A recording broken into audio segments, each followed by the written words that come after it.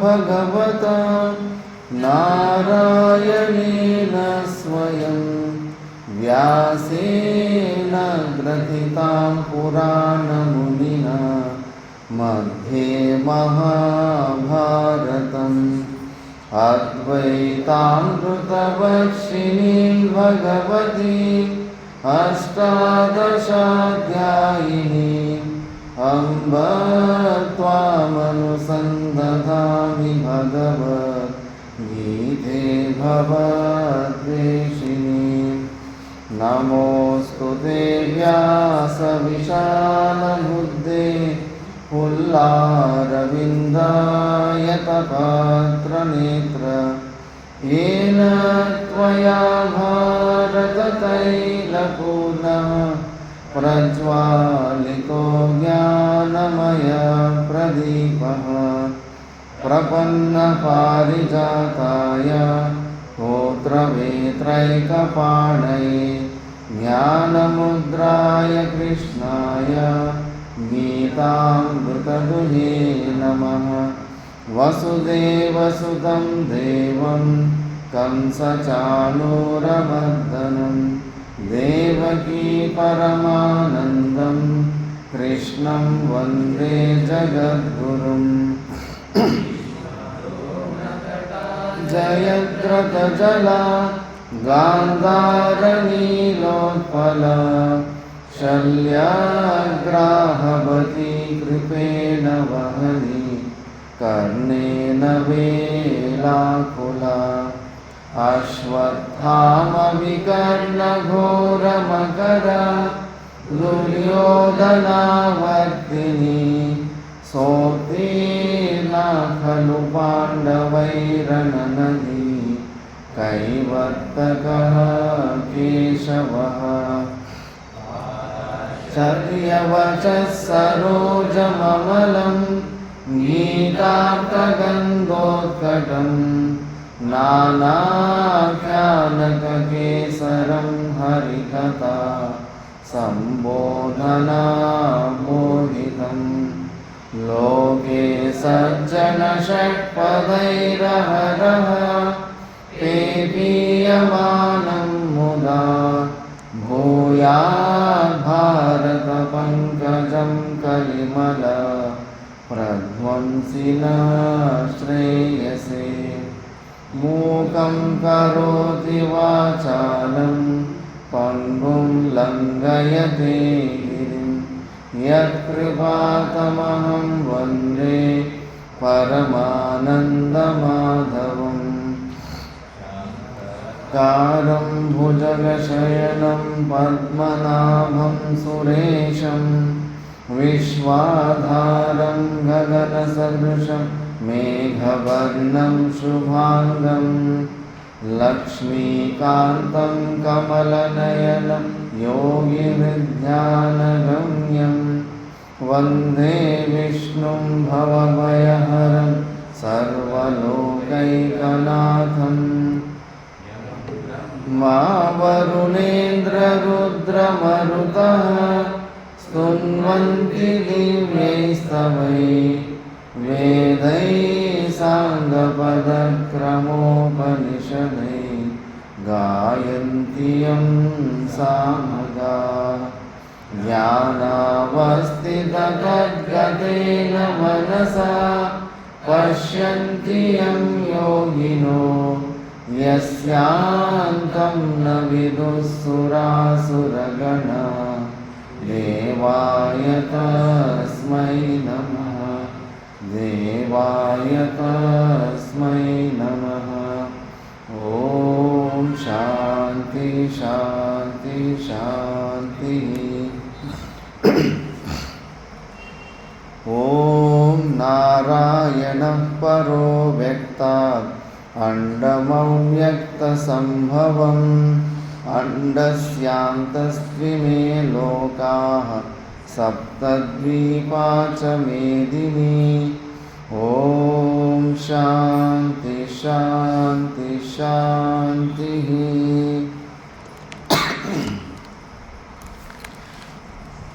ನಾವು ಭಗವದ್ಗೀತೆಯ ದ್ವಿತೀಯ ಅಧ್ಯಾಯ ಸಾಂಖ್ಯ ಯೋಗ ದರ್ಶನ ಎಂಬ ಅಧ್ಯಾಯದ ಬಗ್ಗೆ ವಿಚಾರ ಮಾಡ್ತಿದ್ವಿ. ಇಲ್ಲಿ ಅರ್ಜುನನು ತುಂಬಾ ಡಿಪ್ರೆಷನ್ಗೆ ಹೋದಾಗ ಕೃಷ್ಣ ಪರಮಾತ್ಮ ಸ್ವಲ್ಪ ಈ ನಪುಂಸಕತ್ವವನ್ನು ಯಾಕೆ ಹೊಂದುತ್ತಾ ಇದೆಯಾ, ಅಕೀರ್ತಿಕರವಾದದ್ದು, ಸ್ವರ್ಗವನ್ನು ಕೊಡದೇ ಇರುವಂಥದ್ದು, ಇಂಥ ಒಂದು ಮನಸ್ಥಿತಿಗೆ ನೀನು ಹೋಗಬೇಡ ಅಂತ ಹೇಳಿದ ಮೇಲೆ ಕೂಡ ಇನ್ನೂ ಒಳಗಡೆ ಇದ್ದ ಸಮಸ್ಯೆಗಳು ಇನ್ನೂ ಸ್ವಲ್ಪ ಸ್ಪಷ್ಟ ರೂಪದಲ್ಲಿ ವ್ಯಕ್ತ ಮಾಡಿಬಿಟ್ಟು ಸಾರ ಇಷ್ಟೇ ಬರುತ್ತೆ, ಟೋಟಲ್ಲಾಗಿ ಸಂಸಾರದಲ್ಲಿ ತನಗೆ ಕಂಪ್ಲೀಟ್ ದುಃಖ ನಿವೃತ್ತಿಗೂ ಎಲ್ಲೂ 3 ರಾಜ್ಯಗಳಲ್ಲೂ ಎಲ್ಲೂ ಸಮಾಧಾನ ಇಲ್ಲ ಅಂತ ಕನ್ಕ್ಲೂಷನ್ ಆಗಿರುತ್ತೆ. ಆವಾಗ ಅದಕ್ಕೆ ತನಗೆ ಗೊತ್ತಿಲ್ಲ ಶ್ರೀಕೃಷ್ಣ ಪರಮಾತ್ಮನಿಗೆ ಕಂಪ್ಲೀಟಾಗಿ ಸರೆಂಡರ್ ಆಗ್ತಾರೆ. ಇದು ಪದ್ಧತಿ ಪ್ರತಿಯೊಂದು ಪ್ರಕರಣ ಗ್ರಂಥದಲ್ಲಿ ಉಪನಿಷತ್ತಲ್ಲೂ ಕೂಡ ಈ ಕ್ರಮನ ತೋರಿಸ್ತಾರೆ. ತೋಟಕಾಚಾರ್ಯರು ಶ್ರೀ ಶ್ರುತಿಸಾರ ಸಮುದ್ರಂ ಅಂತ ಬರೀತಾರೆ. ಪ್ರತಿಯೊಂದು ಪ್ರಕರಣ ಗ್ರಂಥದಲ್ಲೂ ಈ ಒಂದು ಶೈಲಿಯನ್ನು ತೋರಿಸಿರ್ತಾರೆ. ವಿದ್ಯಾರ್ಥಿ ಆಗಿರೋನು, ಮುಮುಕ್ಷ ಆದವನು ಯಾವ ರೀತಿ ಗುರುಗಳನ್ನು ಅಪ್ರೋಚ್ ಮಾಡಬೇಕಂತ. ಫಸ್ಟು ಗುರುಗಳ ಹತ್ರ ಹೋಗೋಕ್ಕೆ ಮುಂಚೆ ಕೂಡ ಸ್ವಲ್ಪ ವಿಚಾರ ನಡೆದಿರಬೇಕು. ಕಂಪ್ಲೀಟ್ ಝೀರೋ ನಾಲೆಡ್ಜಿಂದ ಕೂಡ ಆ ಗುರುಗಳಂದರೆ ಏನು ಅಂತ ತಿಳ್ಕೊಂಡು ಗೊತ್ತಿಲ್ಲದೆ ಈ ಪ್ರಪಂಚ ಅಂದರೆ ಏನು ಅಂತ ಐಡಿಯಾ ಇಲ್ದಿರೇ ಕೂಡ ಇವೆಲ್ಲ ವಿಧಿವತ್ತಾಗಿ ಮಾಡೋದಕ್ಕಾಗೋದಿಲ್ಲ. ಗುರುಗಳು ಸಿಕ್ಕೋಕ್ಕೆ ಮುಂಚೆ ಕೂಡ ಸ್ವಲ್ಪ ಪ್ರಾಸೆಸ್ ನಡೆದಿರುತ್ತೆ. ಯಾರೋ ಆಪ್ತರಿಂದನೋ ಇಲ್ಲ ಸ್ವಯಂವಾಗಿ ಯಾವುದೋ ಒಂದು ಪುರಾಣನೋ ಸತ್ಸಂಗನೋ ಕೇಳಿಬಿಟ್ಟು ಒಂದು ಸ್ವಲ್ಪ ಇನ್ಫಾರ್ಮೇಷನ್ ಇರುತ್ತೆ. ಅದರಲ್ಲೇ ನಾವು ಸಾಧನ ಚತುಷ್ಟಯ ಸಂಪತ್ತಿಗೆ ಸ್ವಲ್ಪ ಸ್ವಂತವಾಗಿ ಸ್ಟಾರ್ಟಿಂಗಲ್ಲಿ ಕೂಡ ಸ್ವಲ್ಪ ಇರುತ್ತೆ. ಅದಕ್ಕೆ ಇದರಲ್ಲಿ ಒಂದು 3-4 ಶ್ಲೋಕದಲ್ಲಿ ಈ ಸ್ಟೆಪ್ಪನ್ನು ಹೇಳ್ಬಿಡ್ತಾರೆ. ಫಸ್ಟು ಸಕಲಂ ಮನಸಾ ಕ್ರಿಯೆಯಾ ಜನಿತಂ ಸಮವೇಕ್ಷ ವಿನಾಶಿತಯಾ ತು ಜಗತ್ ನಿರವಿದ್ಯತ ಕಶ್ಚಿದತೋ ನಿಖಿಲಾತ್ ಅವಿನಾಶಿ ಕೃತೇನ ನ ಲಭ್ಯಮಿತಿ. ಸ್ಟಾರ್ಟಿಂಗಲ್ಲಿ ಶಿಷ್ಯನು ವಿಚಾರ ಮಾಡಿರ್ತಾನೆ, ಎಲ್ಲ ಏನೆಲ್ಲ ಈ ಪ್ರಪಂಚದಲ್ಲಿ ಕಾಣಿಸ್ತಾ ಇದೆ ಅದೆಲ್ಲ ಸಕಲಂ ಮನಸಾ ಕ್ರಿಯೆಯ ಜನಿತಂ, ಅಂದರೆ ಎಲ್ಲವೂ ಕೂಡ ಮನಸ್ಸು ಒಂದು ಕಪೋಲ ಕಲ್ಪನೆಯಿಂದಲೇ ಇದನ್ನು ಪ್ರತೀತಿ ಎಲ್ಲ ಕಾಣಿಸ್ತಾ ಇದೆ. ಅದಕ್ಕೆ ಇದನ್ನು ಸಮವೇಕ್ಷತು ಜಗತ್, ಈ ಜಗತ್ತನ್ನು ನೀನು ಸರಿಯಾಗಿ ಚೆನ್ನಾಗಿ ನೀನು ವಿಚಾರ ಮಾಡು. ಯಾವ ಥರ ಕಾಣಿಸುತ್ತೆ? ವಿನಾಶಿತಯ, ಎಲ್ಲವೂ ಪ್ರತಿಯೊಂದು ಕೂಡ ಟೆಂಪರರಿ ಅಂತ ಕಾಣಿಸುತ್ತೆ. ಪರೀಕ್ಷಾ ಲೋಕಾನ್ ಕರ್ಮಚಿತನ ಬ್ರಾಹ್ಮಣೋ ಅಂತ, ಎಲ್ಲ ಕರ್ಮದಿಂದ ಸಿಗುವಂಥ ಲೋಕಗಳು ಈ ಲೋಕ ಆಗಿರ್ಬೋದು, ಸ್ವರ್ಗಲೋಕ ಆಗಿರ್ಬೋದು, ಎಲ್ಲವೂ ಟೆಂಪರರಿನೇ ಅಂದ್ಬಿಟ್ಟು ಅದನ್ನು ಸರಿಯಾಗಿ ತಿಳ್ಕೊಂಡ ಮೇಲೆ ಆವಾಗ ಈ ಅವಿನಾಶಿ ಕೃತೇನ ನಾ ಲಭ್ಯಮಿತಿ, ಈ ಕೃತಕವಾದದ್ದಂಥ ಈ ಕ್ರಿಯೆ ಕರ್ಮ ಇದರಿಂದ ಏನೋ ನಮಗೆ ಸಿಗೋದು ಸತ್ಯವಾದ ವಸ್ತು ಸಿಗೋದಕ್ಕೆ ಚಾನ್ಸೇ ಇಲ್ಲ. ಅವಿನಾಶಿ ಪದ ನಮಗೆ ಇದರಲ್ಲಿ ಸಿಗೋದಿಲ್ಲ, ಇದರಿಂದ ನಮಗೇನು ಪ್ರಯೋಜನ ಇಲ್ಲ ಅಂದ್ಬಿಟ್ಟು ಆ ಥರ ನಿಶ್ಚಯ ಆದಮೇಲೆ ಗುರುಗಳ ಹತ್ರ ಹೋಗಬೇಕು. ಗುರುಗಳ ಹತ್ರ ಎಂಥ ಗುರುಗಳ ಹತ್ರ ಹೋಗಬೇಕು, ಯಾವ ಥರ ಹೋಗ್ಬೇಕಂತ ಈ ಶ್ಲೋಕದಲ್ಲಿ ಇರ್ತಾರೆ. ನೆಕ್ಸ್ಟ್ ಶ್ಲೋಕದಲ್ಲಿ ಪ್ರತಿಪೇತ್ ಸುರಸಾವ ವಿನಾಶಿ ಪದಂ ಯತಿ ಧರ್ಮರತೋ ಯತಿಮೇವ ಗುರುಂ ವಿದಿತಾತ್ಮಸತತ್ವಮುಪೇತ್ಯ ಕವಿಂ ಪ್ರಣಿಪತ್ಯ ನಿವೇದಿತವಾನ್ ಸ್ವಮತಂ. ಇದರಲ್ಲಿ ಅಸೌ ಪ್ರತಿಪಿತ್ಸುಹು ಅಂದರೆ ಈ ಪರಮಾನಂದ ವಸ್ತು ಮೋಕ್ಷ ಅಲ್ಟಿಮೇಟ್ ಹ್ಯಾಪಿನೆಸ್ಸನ್ನು ನಿಜವಾಗ್ಲೂ ಹೊಂದಬೇಕನ್ನೋವಂಥ ಜಿಜ್ಞಾಸು, ತೀವ್ರ ಮುಮುಕ್ಷುತ್ವ ಇರುವಂಥ ಜಿಜ್ಞಾಸು, ಆತ್ಯಂತಿಕ ದುಃಖ ನಿವೃತ್ತ ಮಾಡ್ಕೋಬೇಕಂತ ಇಚ್ಛೆ ಇರೋನು ಅವಿನಾಶಿ ಪದಂ, ಈ ಅವಿನಾಶಿ ಪದ ಈ ಏನೆಲ್ಲ ಇದೆಯೋ ಅಂದರೆ ಈ ಪರಮಾತ್ಮ ಸಚ್ಚಿದಾನಂದ ಸ್ವರೂಪ ಆದದ್ದು ಅವಿನಾಶಿ ಪದ ಏನಿದೆಯೋ ಅಂಥ ಪದವಿಯನ್ನು ಹೊಂದಬೇಕಾದ್ರೆ ಫಸ್ಟ್ ಏನು ಮಾಡಬೇಕಂದ್ರೆ ಯತಿಧರ್ಮರತಃ, ಪರಂಪರೆಯಲ್ಲಿರುವಂಥ ಯತಿಧರ್ಮರು ಏನು ನಮ್ಮ ಪರಂಪರೆಯಲ್ಲಿ ಕ್ರಮವಾಗಿ ಗುರುವಿಂದ ವಿದ್ಯೆಯನ್ನು ಹೊಂದಿ ಅದರಿಂದ ಸಾಕ್ಷಾತ್ಕಾರವನ್ನು ಜೀವನ್ಮುಕ್ತಿ ಅವಸ್ಥೆಯಲ್ಲಿದ್ದು ಈ ಮಾರ್ಗದಲ್ಲೆಲ್ಲ ಏನು ಆ ಥರ ಮುಕ್ತರಾಗಿರ್ತಾರೋ ಅಂಥ ಪರಂಪರೆಯಲ್ಲಿರುವಂಥ ಯತಿಧರ್ಮರು ಅವರು ವಿಶೇಷಣ ಕೊಡ್ತಾರೆ. ಅವರು ವಿದಿತಾತ್ಮಸತ್ವಂ, ಆತ್ಮಸ್ವರೂಪವನ್ನು ಸಾಕ್ಷಾತ್ಕಾರ ಮಾಡಿಕೊಂಡಿರೋಂಥ ಗುರುಗಳು. ಕವಿಂ ಅಂದರೆ ಶ್ರೋತ್ರಿಯರು ಅಂತ. ಅಂದರೆ ಅವರು ಏನು ತಿಳ್ಕೊಂಡಿದ್ದಾರೆ ಅದನ್ನು ಒಳ್ಳೆಯ ಚೆನ್ನಾಗಿ ಅದನ್ನು ವರ್ಣನೆ ಮಾಡಿ ಶಿಷ್ಯನಿಗೆ ಬೋಧ ಮಾಡುವಷ್ಟು ಸಾಮರ್ಥ್ಯ ಇರುತ್ತೆ ಅಂತ. ಮತ್ತು ಅಂಥ ಯತಿಮೇವ ಗುರು, ಅಂಥ ಗುರುಗಳ ಹತ್ರನೇ ಏವಕಾರ, ಅಂಥ ಗುರುಗಳ ಹತ್ರನೇ ನೀನು ಹೋಗಬೇಕು. ಯಾವ ಥರ? ಪ್ರಣಿಪತ್ಯ ಸ್ವಮತಂ ನಿವೇದಿತವಾನ್. ಪ್ರಣಿಪತ್ಯ ಪ್ರಕೃಷ್ಟ ರೂಪೇಣ ಅವರಿಗೆಲ್ಲ ವಿಧಿವತ್ತಾಗಿ ಅಪ್ರೋಚ್ ಮಾಡೋ ಪದ್ಧತಿಗಳು ವಿವೇಕ ಚೂಡಾಮಣಿಯಲ್ಲಿ ಒಂದು 2 ಶ್ಲೋಕದಲ್ಲಿ ಬರುತ್ತೆ, ಭಗವದ್ಗೀತೆಯಲ್ಲಿ ಲಾಸ್ಟಲ್ಲಿ ಬರುತ್ತೆ. ತದ್ವಿದ್ಧಿ ಪ್ರಣಿಪಾತೇನ ಪರಿಪ್ರಶ್ನೆಯ ಸೇವೆ ಎಂದು. ಆ ಥರ ಕರೆಕ್ಟಾಗಿ ಅಪ್ರೋಚ್ ಮಾಡಿಬಿಟ್ಟು ಸ್ವಮತಂ ನಿವೇದಿತವಾನ್, ನಿನ್ನ ಒಂದು ಸಮಸ್ಯೆಯನ್ನು ಕಂಪ್ಲೀಟಾಗಿ ಅಲ್ಲಿ ವ್ಯಕ್ತ ಮಾಡಬೇಕು. ನೀನು ಈ ಥರ ಸಮಸ್ಯೆಯಲ್ಲಿದ್ದೀನಿ ನಾನು ಅಂದ್ಬಿಟ್ಟು ವ್ಯಕ್ತ ಮಾಡಿಬಿಟ್ಟು ಅಲ್ಲಿ ಡಿಪೆಂಡೆನ್ಸಿಯನ್ನು ತೋರಿಸ್ಬೇಕು. ನೀನು ಬಿಟ್ಟರೆ ನನಗಿನ್ನು ಬೇರೆ ದಾರಿ ಯಾವುದಿಲ್ಲಪ್ಪ, ನಾನು ಏನಾದರೂ ಮಾಡಿ ಈ ಸಂಸಾರ ಸಾಗರದಿಂದ ಉದ್ಧಾರ ಮಾಡುವಂಥ ಆ ರಿಕ್ವೆಸ್ಟ್ ಹಾಕಬೇಕು. ವಿಧಿವತ್ತಿಂದ ರಿಕ್ವೆಸ್ಟು ಆ ಡಿಪೆಂಡೆನ್ಸಿ ತೋರಿಸ್ಬೇಕು. ಆವಾಗಲೇ ಅವ್ರು ನಮ್ಮ ಜವಾಬ್ದಾರಿ ತಗೊಳ್ತಾರೆ. ಇಲ್ಲ ಅಂದರೆ ಜರ್ನಲಿಸ್ಟ್ ಥರ ಪ್ರಶ್ನೆ ಕೇಳಿದ್ರೆ ಅವರು ಅದೇ ಥರನೇ ಉತ್ತರ ಕೊಟ್ಬಿಟ್ಟು ಅವ್ರ ಪಾಡಿಗೆ ಅವ್ರು ಇರ್ತಾರೆ ಅಷ್ಟೇ. ನಮ್ಮ ಕಾಂಟ್ರಾಕ್ಟ್ ಅವ್ರು ತಗೊಳ್ಳೋದಿಲ್ಲ.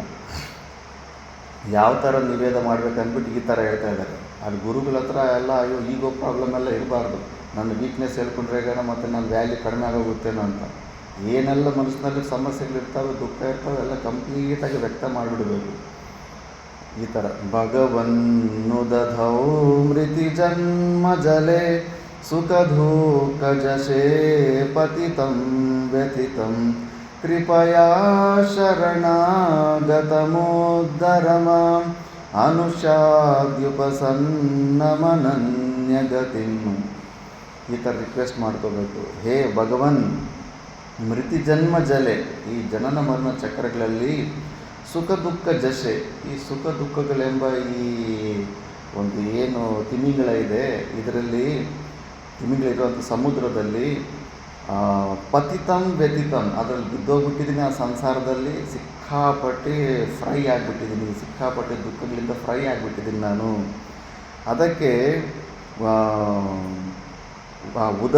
ಉದದೌ ಪತಿತಂ ವ್ಯತಿತಂ, ಈ ಸಮುದ್ರ ಎಂಬ ಸಂಸಾರ ಎಂಬ ಸಮುದ್ರದಲ್ಲಿ ಬಿದ್ದು ನಾನು ಸಿಕ್ಕಾಪಟ್ಟೆ ಒದೆಗೆ ತಿಂದಿದ್ದೀನಿ, ತುಂಬ ದುಃಖಿತವಾಗಿದ್ದೀನಿ. ಅದಕ್ಕೆ ಶರಣಾಗತಂ, ನಾನು ಸರೆಂಡರ್ ಆಗ್ತಾ ಇದ್ದೀನಿ ಅಂದ್ಬಿಟ್ಟು. ಶರಣಾಗತಂ ಕೃಪಯ, ಕೃಪಾನೇ ಕಾರಣ, ಆರ್ಡ್ರ್ ಏನಿರೋದಿಲ್ಲ. ಜೀವನ್ಮುಕ್ತ ಪುರುಷ ಅದನ್ನು ತಿಳ್ಕೋಬೇಕು. ಅವರೊಂದು ಕೃಪೆ ಮಾಡಿ ನಮಗೆ ಕೊಡಬೇಕಂತ. ಅವ್ರಿಗೇನು ಯಾವುದು ಡ್ಯೂಟೀಸ್ ಇರೋದಿಲ್ಲ ಜೀವನ್ಮುಕ್ತ ಪುರುಷರಿಗೆ, ಕಂಪಲ್ಸರಿ ಅವ್ರಿಗೆ ಇವರಿಗೆ ಪಾಠ ಮಾಡಲೇಬೇಕಂದ್ಬಿಟ್ಟು. ಅದಕ್ಕೆ ಕೃಪಯ ಮಾಂ ಕೃಪಯ ಉದ್ಧಾರ, ನಮ್ಮನ್ನು ಕೃಪೆಯಿಂದ ನನ್ನನ್ನು ಉದ್ಧಾರ ಮಾಡಿಬಿಡಿ ಅಂದ್ಬಿಟ್ಟು. ಮತ್ತು ನಾನು ಉಪಸನ್ನಂ, ನಾನು ನಿಮಗೇನು ಸರೆಂಡರ್ ಆಗಿದ್ದೀನೋ, ಅನನ್ಯಗತಿಂ ಉಪಸನ್ನಂ, ನಾನು ಇನ್ನೊಂದು ಆಪ್ಷನ್ ಇಟ್ಕೊಂಡಿಲ್ಲ, ನೀನು ಆದಮೇಲೆ ಇನ್ನೊಬ್ಬರು ಅಂತೇನಿಲ್ಲ, ಕಂಪ್ಲೀಟಾಗಿ ಸರೆಂಡರ್ ಆಗಿಬಿಟ್ಟಿದ್ದೀನಿ. ನೀವು ಬಿಟ್ಟರೆ ಬೇರೆ ದಾರಿ ಇಲ್ಲ ಅಂದ್ಬಿಟ್ಟು. ಅನುಷಾದಿ, ನನ್ನನ್ನು ನೀವು ಶಿಕ್ಷಣ ಕೊಡಿ, ನನಗೆ ನೀವು ವಿದ್ಯೆ ಕೊಡಿ. ಶಿಷ್ಯ ಅನ್ನೋ ಶಬ್ದ ಮತ್ತು ಶಾದಿ ಎಲ್ಲ ಒಂದೇ ಧಾತುವಿಂದ ಉತ್ಪನ್ನ ಆಗುತ್ತೆ. ಅಂದರೆ ಯಾರು ಡಿಸಿಪ್ಲಿನ್ ಆಗೋದಕ್ಕೆ ರೆಡಿಯಾಗಿರ್ತಾನೋ ಅವನನ್ನೇ ಶಿಷ್ಯ ಅಂತಾರೆ. ಗುರುಗಳಿಂದ ಏನೆಲ್ಲ ಆಜ್ಞೆ ಬರುತ್ತೆ ಆ ಆಜ್ಞೆಯನ್ನು ಪಾಲನೆ ಮಾಡೋದಕ್ಕೆ, ಸ್ವೀಕಾರ ಮಾಡಿಕೊಂಡು ಆಚರಣೆಯಲ್ಲಿ ತರೋದಕ್ಕೆ ಓಪನ್ನೆಸ್, ವಿಲ್ಲಿಂಗ್ನೆಸ್ ಯಾರಿಗಿರುತ್ತೋ ಅಂಥವನ್ನೇ ಶಿಷ್ಯ ಅಂತಾರೆ. ಅದು ನಮ್ಮ ಈಗೋ ಹೆಂಗಿರುತ್ತೆ, ಯಾರು ನಮ್ಮನ್ನು ಕಂಟ್ರೋಲೇ ಮಾಡಬಾರ್ದು. ಗುರುಗಳು ಕೂಡ ಸ್ವಲ್ಪ ಕಂಟ್ರೋಲ್ ಮಾಡೋಕ್ಕೆ ಹೋದರೆ ಅಲ್ಲಿ ಇನ್ನು ಯುದ್ಧ ಸ್ಟಾರ್ಟ್ ಆಗಿಬಿಡುತ್ತೆ. ಕ್ರಾಂತಿಕಾರರ ಥರ ಸ್ವತಂತ್ರದ ಹೋರಾಟ ಮಾಡೋಕ್ಕೆ ಸ್ಟಾರ್ಟ್ ಮಾಡಿಬಿಡ್ತಾರೆ ವಿದ್ಯಾರ್ಥಿಗಳು ಕೂಡ. ಜಾಸ್ತಿನೇ ಕಂಟ್ರೋಲ್ ಮಾಡ್ತಾಯಿದ್ದಾರೆ ನಮ್ಮನ್ನು ಅಂದ್ಬಿಟ್ಟು. ಬಟ್ ಇಲ್ಲ, ಕಂಪ್ಲೀಟ್ ಸರೆಂಡರ್ ಆಗಬೇಕು. ಆ ಥರ ಕಂಪ್ಲೀಟ್ ಸರೆಂಡರ್ ಆದ್ರೇ ಅವ್ರು ರಿಸ್ಕ್ ತಗೊಂಡು ಕಂಪ್ಲೀಟಾಗಿ ಅದು ಸಿಗುತ್ತೆ. ಮತ್ತು ಗುರುಗಳು ಉಪಾಧಿಯಲ್ಲಿ ಮಾತಾ ಮಾಣಿಕೇಶ್ವರಮ್ಮ ಅವ್ರ ಹತ್ರ ಯಾರು ಕಬೀರ್ ದಾಸರದ್ದು ಅನ್ಸುತ್ತೇನೋ ದೋಹೆ ಹೇಳಿಬಿಟ್ಟು, ಚಾಂದ್ ಚಾನಕ್ಕೆ ಪಾನಿ ಪೀನಾ ಮತ್ತು ಚೈನ್ ಕರಕಿ ಗುರುಕೋ ಪಾನ, ಆ ಥರ ಏನೋ ಒಂದಿದೆ ಅದ್ರ ದೋಹೆ. ಅಂದರೆ ಗುರುಗಳನ್ನು ಕೂಡ ಫುಲ್ಲು ಚೆಕ್ ಮಾಡಿಕೊಂಡೇ ಸೆಲೆಕ್ಟ್ ಮಾಡ್ಕೋಬೇಕಂತ. ಅದು ಶಾಸ್ತ್ರ ಕೂಡ ಒಂದು ಕೊಡುತ್ತೆ. ಗುರು ಅಂದರೆ ಯಾರು, ಶಿಷ್ಯ ಯಾರು ಅಂತ ಶಾಸ್ತ್ರ ಹೇಳಬೇಕು. ನಮ್ಮ ಒಂದು ಕಲ್ಪನೆಗಳು ಎಲ್ಲ ಇರಬಾರ್ದು. ಗುರುಗಳಂದರೆ ಹಿಂಗಿರಬೇಕು ಹಂಗಿರಬೇಕು ಅಂತ. ಅದು ಶಾಸ್ತ್ರ ಹೇಳಬೇಕು ಗುರುಗಳಂದರೆ. ಅದು ಮುಂಡಕೋಪನಿಷತ್ತಲ್ಲಿ ಅಂಥ ಜಾಗದಲ್ಲಿ ಎಷ್ಟೋ ಜಾಗದಲ್ಲಿ ಗುರುವಿನ ಶ್ರೋತ್ರಿಯಂ ಬ್ರಹ್ಮನಿಷ್ಠಂ ಅಂತೆಲ್ಲ ಬರುತ್ತೆ. ಆದರೆ ನಾವು ಉಪಾಧಿಗತ ದೋಷಗಳು ನೋಡೋ ಅಂಥ ನಮಗೆ ಅವರು ಒಳಗಡೆ ಅವರ ಬ್ರಹ್ಮನಿಷ್ಠರು ಅಲ್ಲ ಅನ್ನೋದು ನಮಗೆ ಗೊತ್ತಾಗೋದಿಲ್ಲ. ಕೇವಲ ಒಂದು ಶ್ರೋತ್ರಿಯತ್ವವನ್ನು ನೋಡಿ ಮುಂದುವರ್ಕೊಂಡು ಮುಂದೆ ಹೋಗ್ತಾ ಇರಬೇಕಷ್ಟೇ. ಆ ಥರ ಮಾತಾ ಮಾಣಿಕ್ಯ ಸ್ಟೋರಿ ಯಾರು ಹೇಳಿದಾಗ ಅವರೊಂದು ಸ್ಟೋರಿ ಹೇಳಿದ್ದಾರೆ ನೋಡಿ. ನಿಮಗೆ ಒಬ್ಬ ಬ್ಲಫ್ ಮಾಸ್ಟರ್ ಅಂತ ಗುರು ಹತ್ರ ಕೂಡ ನೀವು ನಿಜವಾದ ಶ್ರದ್ಧೆಯಿಂದ ಅವನ ಮೇಲೆ ವಿಶ್ವಾಸ ಇಟ್ಟಿದ್ರೆ ಅಂದರೆ ಆ ಗುರುತತ್ವದ ಮೇಲೆ ನಿಮ್ಮ ಶ್ರದ್ಧೆ ಇದೆ ಅಲ್ಲ, ಆ ಶ್ರದ್ಧೆನೇ ನಿಮ್ಮನ್ನು ಕಾಪಾಡುತ್ತೆ ಅಂತ ಒಂದು ದೃಷ್ಟಾಂತ ಹೇಳಿದೆ. ಎಲ್ಲೋ ನಡೆದಿದೆ ಅಂತ ಚರಿತ್ರೆ. ಯಾರೋ ಒಬ್ಬ ಬ್ಲಫ್ ಮಾಸ್ಟರ್ ಗುರು ಇರ್ತಾನೆ, ಹಿಂಗೆ ವೇಷ ಹಾಕ್ಕೊಂಡು ಇವರು ಮಾಯ ಮಾತುಗಳಾಗ್ಬಿಟ್ಟು ಅವನು ಜೀವನ ನಡೆಸ್ಕೊತಾ ಇರ್ತಾನೆ. ಇನ್ನು ಅವ್ರ ಹತ್ರ ಬಂದು ಒಂದು 100 ಜನ 200 ಜನ ಯಾರೋ ಬರ್ತಾರೆ. ಎಲ್ರಿಗೂ ಬಂದವ್ರಿಗೆ ಆಗೋಗುತ್ತೆ ಬಿಡು ಕೆಲಸ, ಹಿಂಗೆ ಅಂತ ಏನೋ ಒಂದು ಆಶೀರ್ವಾದ ಮಾಡಿರ್ತಾನೆ. 100 ಜನದಲ್ಲಿ ಒಂದು 5 ಜನಕ್ಕಾದರೂ ಅವ್ರವ್ರ ಪ್ರಾರಬ್ಧ ಕರ್ಮಗಳಿಂದನೇ ಕೆಲಸಗಳಾಗಿರ್ತವೆ. 95 ಜನಕ್ಕೆ ಆಗಿರೋದಿಲ್ಲ. 95 ಜನ ಅವರು ಇಲ್ಲಿ ಓದಿ ಏನಾಗಿರುತ್ತೆ ಸೈಲೆಂಟ್ ಆಗಿಬಿಡ್ತಾರೆ. ಬಟ್ 5 ಜನ ಆಗಿರೋರು ಇನ್ನೊಂದು 5 ಜನ ರೆಫರ್ ಮಾಡೋದು, ಪ್ರಚಾರ ಮಾಡೋದು, ಹಂಗೆ ಅಂಥವ್ರು ಕೂಡ ಮೆಜಾರಿಟಿಯಾಗಿ ಬಂದುಬಿಡುತ್ತೆ. ಮತ್ತು ಪ್ರಾರಬ್ಧದಲ್ಲಿ ಅವರು ಆ ಥರ ಭೋಗನ ಅನುಭವ ಮಾಡಬೇಕಂತ ಇದ್ರೇಗನ ಫೇಮಸ್ ಆಗಿಬಿಡ್ತಾರೆ. ಅವ್ರಿಗೆ ಭಕ್ತರು ಹೆಚ್ಚಾಗ್ತಾ ಇರ್ತಾರೆ. ಬಟ್ ಅವ್ರಿಗೇನು ಮೋಕ್ಷದ ಮಾರ್ಗನ ತೋರಿಸೋ ಜ್ಞಾನ ಇರೋದಿಲ್ಲ. ಸಾಧನ ಚತುಷ್ಟಯ ಸಂಪತ್ತಿಯನ್ನು ಶಿಷ್ಯನಿಗೆ ತಯಾರು ಮಾಡ್ಕೊಳ್ಳೋ ಸಾಮರ್ಥ್ಯ ಇರೋದಿಲ್ಲ. ಸುಮ್ಮನೆ ವರ್ಲ್ಡಲ್ಲಿ ಫೇಮಸ್ ಆಗಿಬಿಡ್ತಾ ಇರ್ತಾರೆ ಅಷ್ಟೇ ಪ್ರಪಂಚದಲ್ಲಿ. ಮತ್ತು ಅಂಥ ಗುರುಗಳು ಅದು ಒಂದು ವೇಳೆ ಬೈ ಮಿಸ್ಟೇಕು ನಾವು ಶ್ರದ್ಧಾ ಇಟ್ಕೊಂಡು ಅಲ್ಲಿ ಹೋದರೂ ಕೂಡ ಬಟ್ ನಮ್ಮ ಶ್ರದ್ಧೆನೇ ನಮ್ಮನ್ನು ಕಾಪಾಡುತ್ತೆ ಅಂತ ಹೇಳ್ತಾರೆ. ಅವನು ಗುರು ಹಿಂಗೆ ಯಾರು ಇರ್ತಾರೆ ಡಾಂಬಿಕ, ಅದೇ ಊರಲ್ಲಿ ಒಬ್ಬ ಮಂದಬುದ್ಧಿ ಇರ್ತಾನಂತೆ. ಅವನ ಹೆಂಡತಿ ಯಾವಾಗಲೂ ಹಿಂಸೆ. ನೋಡು ಆ ಗುರುಗಳ ಹತ್ರ ಎಲ್ಲ ಹೋಗ್ಬಿಟ್ಟು ಆಶೀರ್ವಾದ ತೊಗೊಂಡು ಎಲ್ಲ ಇಂಪ್ರೂವ್ ಆಗ್ತಾಯಿದ್ರು ಜೀವನದಲ್ಲಿ. ನೀನು ಹೋಗಿ ದೀಕ್ಷೆ ತೊಗೊಂಬ, ಮಂತ್ರ ದೀಕ್ಷೆ ತೊಗೊಂಬ ಅಂತ ಡೈಲಿ ಹಿಂಸೆ ಕೊಡ್ತಾಯಿದ್ದಾರೆ. ಅವ್ನು ಮೊದಲೇ ಮಂದಬುದ್ಧಿ, ತುಂಬ ಇರಿಟೇಷನ್ ಜಾಸ್ತಿ ಆಗಿಬಿಟ್ಟಿನೂ ಒಂದು ಸತಿ ಗುರುಗಳ ಹತ್ರ ಬಂದುಬಿಡ್ತಾನೆ. ಗುರುಗಳೇ ನನಗೆ ಮಂತ್ರ ದೀಕ್ಷೆ ಕೊಡಲೇಬೇಕು, ನಾನು ಹೆಂಡತಿ ಸಿಕ್ಕಾಪಟ್ಟೆ ಹಿಂಸೆ ಕೊಡ್ತಾಯಿದ್ದೆ, ಮಂತ್ರ ದೀಕ್ಷೆ ಇಲ್ಲ ಅಂದರೆ ನಾನು ವಾಪಸ್ ಹೋಗೋದಿಲ್ಲ ಅಂತ. ಅವ್ನು ತಪ್ಪಿಸ್ಕೋಬೇಕಂತ ಏನೆಲ್ಲ ಏನು ನೋಡಿದ್ರೆ ಅವನು ಮಾತ್ರ ಹಠದಲ್ಲಿರ್ತಾನೆ. ಇಲ್ಲ ನೀವು ದೀಕ್ಷೆ ಕೊಡೋ ತನಕ ನಾವು ಹೋಗೋದಿಲ್ಲ ಅಂತ. ಈಗ ಮತ್ತೆ ಊರು ಬಿಟ್ಟು ಬೇರೆಯವ್ರು ಹೋಗ್ತಾಯಿದ್ರೆ ಹಿಂದ್ಗಡೆನೂ ಹೋಗ್ತಾ ಇರ್ತಾನೆ. ಇನ್ನೊಂದು ಹೆಂಗಪ್ಪ ತಪ್ಪಿಸ್ಕೊಡೋದು ಅಂದ್ಬಿಟ್ಟಿದ್ದನು. ಅಲ್ಲಿ ಯಾರೋ ಒಬ್ಬ ರೈತ ನೇಗಿಲು ಹೊಡೆದುಬಿಟ್ಟು ಅಲ್ಲಿ ಆ ನೇಗಿಲನ್ನು ಸೈಡ್ ಬಿಟ್ಟಿದ್ದೀನಿ. ನೋಡು ಆ ನೇಗಿಲು ಟಿಪ್ ಇದೆ ಅಲ್ಲ, ನನಗೆ ಉಪದೇಶ ಕೊಡ್ತೀನಿ ಬಾ ಅಂದು. ಆ ನೇಗಿಲು ಟಿಪ್ ಇದೆ ಅಲ್ಲ, ಆ ಟಿಪ್ಪನ್ನೇ ನೀನು ನೋಡ್ತಾ ಇರು. ಯಾರು ಏನು ಹೇಳಿದ್ರು ಕೂಡ ನೀನು ಕಣ್ಣು ರೆಪ್ಪೆ ಕೂಡ ಹೊಡಿಬೇಡ, ಅದನ್ನೇ ನೋಡ್ತಾ ಇರು. ಇದೇ ನಿನಗೆ ಉಪದೇಶ, ನಿನಗೆಲ್ಲ ಪರಮಾತ್ಮ ಸಾಕ್ಷಾತ್ಕಾರ ಇಲ್ಲೇ ಆಗಿಬಿಡುತ್ತೆ ಅಂದ್ಬಿಟ್ಟು ಅವನಲ್ಲಿ ಸಿಕ್ಸ್ಬಿಟ್ಟು ಅವ್ನು ತಪ್ಪಿಸ್ಕೊಂಡು ಓಡೋಗಿರ್ತಾನೆ. ಮತ್ತು ಒಂದು 10 ವರ್ಷ ಅಷ್ಟೆಲ್ಲ ಆದಮೇಲೆ ಮತ್ತೆ ಎಲ್ಲ ಪ್ರಪಂಚದಲ್ಲಿ ಸುತ್ತಾಡ್ಕೊಂಬಂದು ಮತ್ತೆ ಆ ಏರಿಯಾಗೆ ಭಿಕ್ಷಾಟನೆಗೆ ಬರ್ತಾನೆ ಆ ಗುರು. ಅಂದರೆ ಅಲ್ಲೆಲ್ಲ ದೊಡ್ಡ ಪುಣ್ಯಕ್ಷೇತ್ರ ಥರ ಆಗಿಬಿಟ್ಟಿರುತ್ತಂತೆ. ಏನೆಲ್ಲ ಇಲ್ಲಿ ಇಷ್ಟೊಂದು ಚೇಂಜಸ್ ಆಗಿದೆ 10 ವರ್ಷದಲ್ಲಿ, ಏನಾಗಿದೆ ಅಂತೆಲ್ಲ ಅಲ್ಲಿ ಊರಿನವ್ರು ವಿಚಾರ ಮಾಡಿದ್ರೆ ಇಲ್ಲೊಬ್ಬ ದೊಡ್ಡ ಸಿದ್ಧ ಪುರುಷರು ತಯಾರಾಗಿಬಿಟ್ಟಿದ್ದಾರೆ ತಪಸ್ಸು ಮಾಡಿಬಿಟ್ಟು, ಅವರಿಂದ ಇದೆಲ್ಲ ಡೆವಲಪ್ಮೆಂಟ್ ಆಗಿಬಿಟ್ಟಿದೆ ಅಂತ. ಯಾರಪ್ಪ ಮಹಾಸಿದ್ಧ ಪುರುಷರು ಅಂತ ನೋಡೋಣ ಅಂತ ಬಂದಿದ್ದಾರೆ. ಬಂದು ನೋಡ್ರೆ ಈಗ ಬಿಟ್ಟೋದ ಆ ಮಂದಬುದ್ಧಿ ಇವ್ರು ನೋಡಿದ ತಕ್ಷಣ ಗುರುಗಳೇ ಅಂದ್ಬಿಟ್ಟು ಗುರುಗಳಿಗೆ ಶಾಸ್ತ್ರಾಂಗ ಪ್ರಣಾಮ ಮಾಡ್ತಾರಂತೆ ಈ ಬ್ಲಫ್ ಮಾಸ್ಟರ್. ನಿಮ್ಮಿಂದನೇ ನನಗೆ ಇವತ್ತು ಈ ಪರಮಾತ್ಮ ಸಾಕ್ಷಾತ್ಕಾರ ಆಯಿತು ಅಂತ. ಅದೆಂಗಾಯ್ತಪ್ಪ, ನಾನು ನಿನ್ನ ತಪ್ಪಿಸ್ಕೊಳ್ಳೋದಕ್ಕೆ ಹಂಗೆ ಬಿಟ್ಟೋಗಿದ್ದೆ ಅಂದರೆ, ಇಲ್ಲ ನನ್ನ ಶ್ರದ್ಧೆ ನಿಮ್ಮ ಮೇಲೆ ಹಂಗೆ ಕರೆಕ್ಟಾಗಿತ್ತು, ಆ ಶ್ರದ್ಧೆನೇ ಏಕಾಗ್ರತೆ ಬಂದು ಪರಮಾತ್ಮನ ಮೆಚ್ಚಿ ನನಗೆ ಈ ಸ್ಥಿತಿ ಬಂದಿದೆ ಅಂದ್ಬಿಟ್ಟು. ಆ ಥರ ಆ ಶ್ರದ್ಧೆ ನಮ್ಮನ್ನು ಕಾಪಾಡ್ತಾ ಇರುತ್ತೆ. ಆ ಉಪಾಧಿಗತ ದೋಷಕ್ಕೆ ಏನಾದರೂ ಗುರುಗಳಿದ್ದರೆ ಅದು ಅವನಿಗೆ ಇರುತ್ತೆ. ಬಟ್ ನಮ್ಮ ಶ್ರದ್ಧೆ ನಮ್ಮನ್ನು ಮೋಸ ಮಾಡೋದು. ಯಾಕಂದರೆ ಪರಮಾತ್ಮ ತತ್ವ ಗುರುತತ್ವ ಅನ್ನೋದು ವ್ಯಾಪಕವಾಗಿರುತ್ತೆ ಅದು. ಆದ್ದರಿಂದ ಆ ಥರ ಅದರ ಬಗ್ಗೆ ಹೆಚ್ಚು ಕ್ಯಾಲ್ಕುಲೇಟಿವ್ ಆಗಿರಬೇಕಾದ ಅವಶ್ಯಕತೆ ಇಲ್ಲ. ನಮ್ಮಲ್ಲಿ ಶಿಷ್ಯತ್ವ ಪರ್ಫೆಕ್ಟಾಗಿದ್ದಾಗ ಯಾವ ಸೋರ್ಸಿಂದ ಬೇಕಾದರೂ ಎನಿಮಿಯಿಂದ ಕೂಡ ನೆಗೆಟಿವ್ ರಾಕ್ಷಸರಿಂದ ಕೂಡ ನಮಗೆ ಜ್ಞಾನವೇ ಸಿಗ್ತಾ ಇರುತ್ತೆ.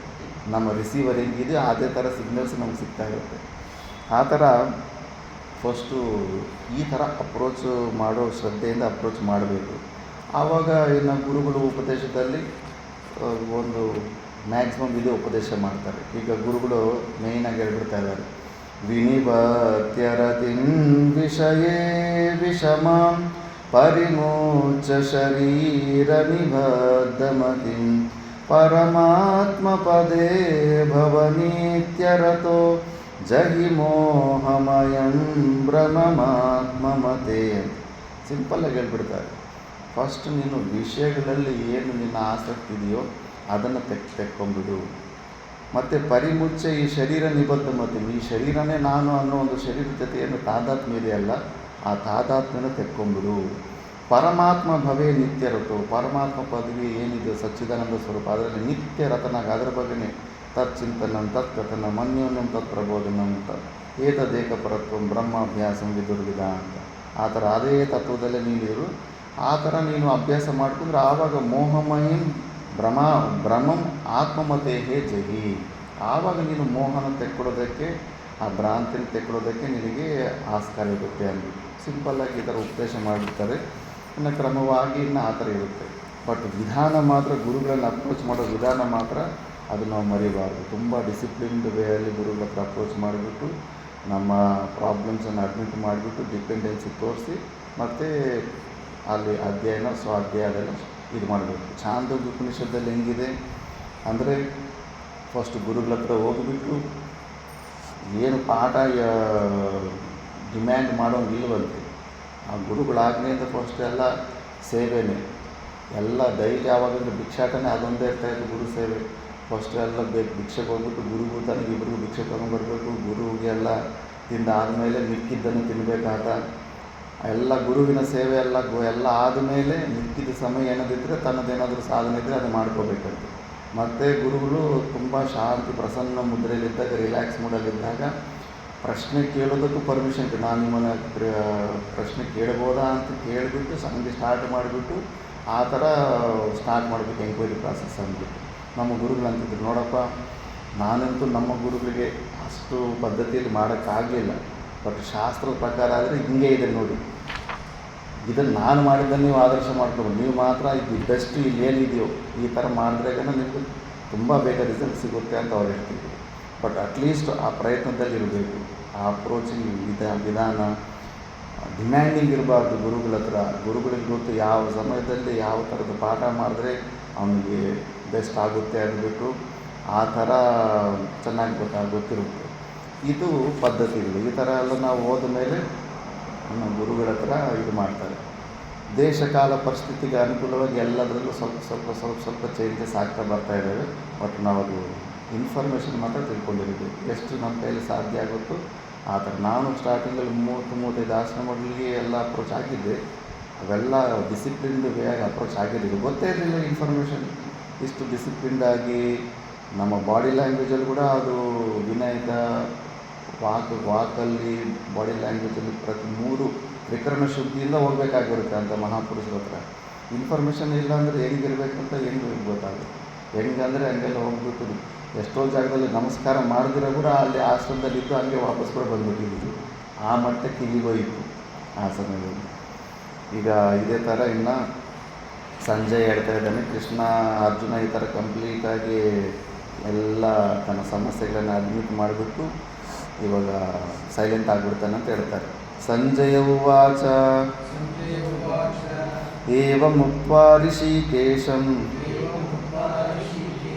ಗುಡಾಕೇಶ ಪರಂತಪ ನಯೋತ್ಸ್ಯ ಇತಿ ಗೋವಿಂದಂ ಉಕ್ತ್ವಾ ತೂಷ್ಣೀಂ ಬಭೂವಃ ತಮುವಾಚ ಋಷಿಕೇಶಃ ಪ್ರಹಸನ್ನಿವ ಭಾರತ ಸೇನಯೋರುಭಯೋರ್ಮಧ್ಯೆ ನಿಷೀದಂತಮಿದಂ ವಚಃ. ಸಂಜಯ್ ಹೇಳ್ತಾ ಇದ್ದಾನೆ, ಅರ್ಜುನನು ಯಾವ ಥರ ಸೈಲೆಂಟ್ ಆಗಿಬಿಟ್ಟ ಅಂದ್ಬಿಟ್ಟು. ಹೇ ಪರಂತಪ, ಗುಡಾಕೇಶಃ ಋಷಿಕೇಶಂ ಏವಂ ಉಕ್ತ್ವಾ ನ ಯೋತ್ಸ್ಯ ಇತಿ ನ ಗೋವಿಂದಂ ನ ಯೋತ್ಸ್ಯ ಇತಿ ಹ ಉಕ್ತ್ವಾ ತೂಷ್ಣೀಂ ಬಭೂವ. ಹೇ ಪರಂತಪ ಅಂದರೆ ಧೃತರಾಷ್ಟ್ರನು ಕೂಡ ಹೇ ಪರಂತಪ ಅಂತ ಸಂಬೋಧನೆಯಲ್ಲಿ ಉಪಯೋಗ ಮಾಡ್ತಾನೆ ಸಂಜಯ್. ಧೃತರಾಷ್ಟ್ರನೇ ಗುಡಾಕೇಶಃ ಏವಂ ಉಕ್ತ. ಗುಡಾಕೇಶ ಅಂದರೆ ಅರ್ಜುನ ಈ ಥರ ಹೇಳಿ ಋಷಿಕೇಶನ ಹತ್ರ, ಋಷಿಕೇಶಂ ಗೋವಿಂದ ಅಂದರೆ ಇಂದ್ರಿಯಗಳನ್ನು ಯಾರು ನಿಗ್ರಹ ಮಾಡ್ಕೊಂಡಿರ್ತಾನೆ, ಕಂಟ್ರೋಲ್ ಇಟ್ಕೊಂಡಿರ್ತಾನೆ ಅಂತ ಅವ್ನು ಗೋವಿಂದ. ನಾ ಯೋತ್ಸೆ ಇದೆ, ನಾನು ಯುದ್ಧ ಮಾಡೋದಿಲ್ಲ ಅಂತ. ಹಾ ಅಂತಂದ್ರೆ ಸ್ಪಷ್ಟವಾಗಿ ಹೇಳ್ಬಿಟ್ನಂತೆ. ಸೊ ಹಾ ಉಕ್ತ ಅಂದ್ರೆ ಸ್ಪಷ್ಟವಾಗಿ ಹೇಳ್ಬಿಟ್ಟು ತೂಷ್ಣಿ ಬಗುವ ಸೈಲೆಂಟ್ ಆಗಿಬಿಟ್ನಂತೆ. ಇಷ್ಟೆಲ್ಲ ಹೇಳ್ಬಿಟ್ಟು ಆವಾಗ ಮತ್ತು ನೆಕ್ಸ್ಟು ಆವಾಗ ಪರಮಾತ್ಮ ಏನು ಮಾಡ್ತಾನಂದರೆ,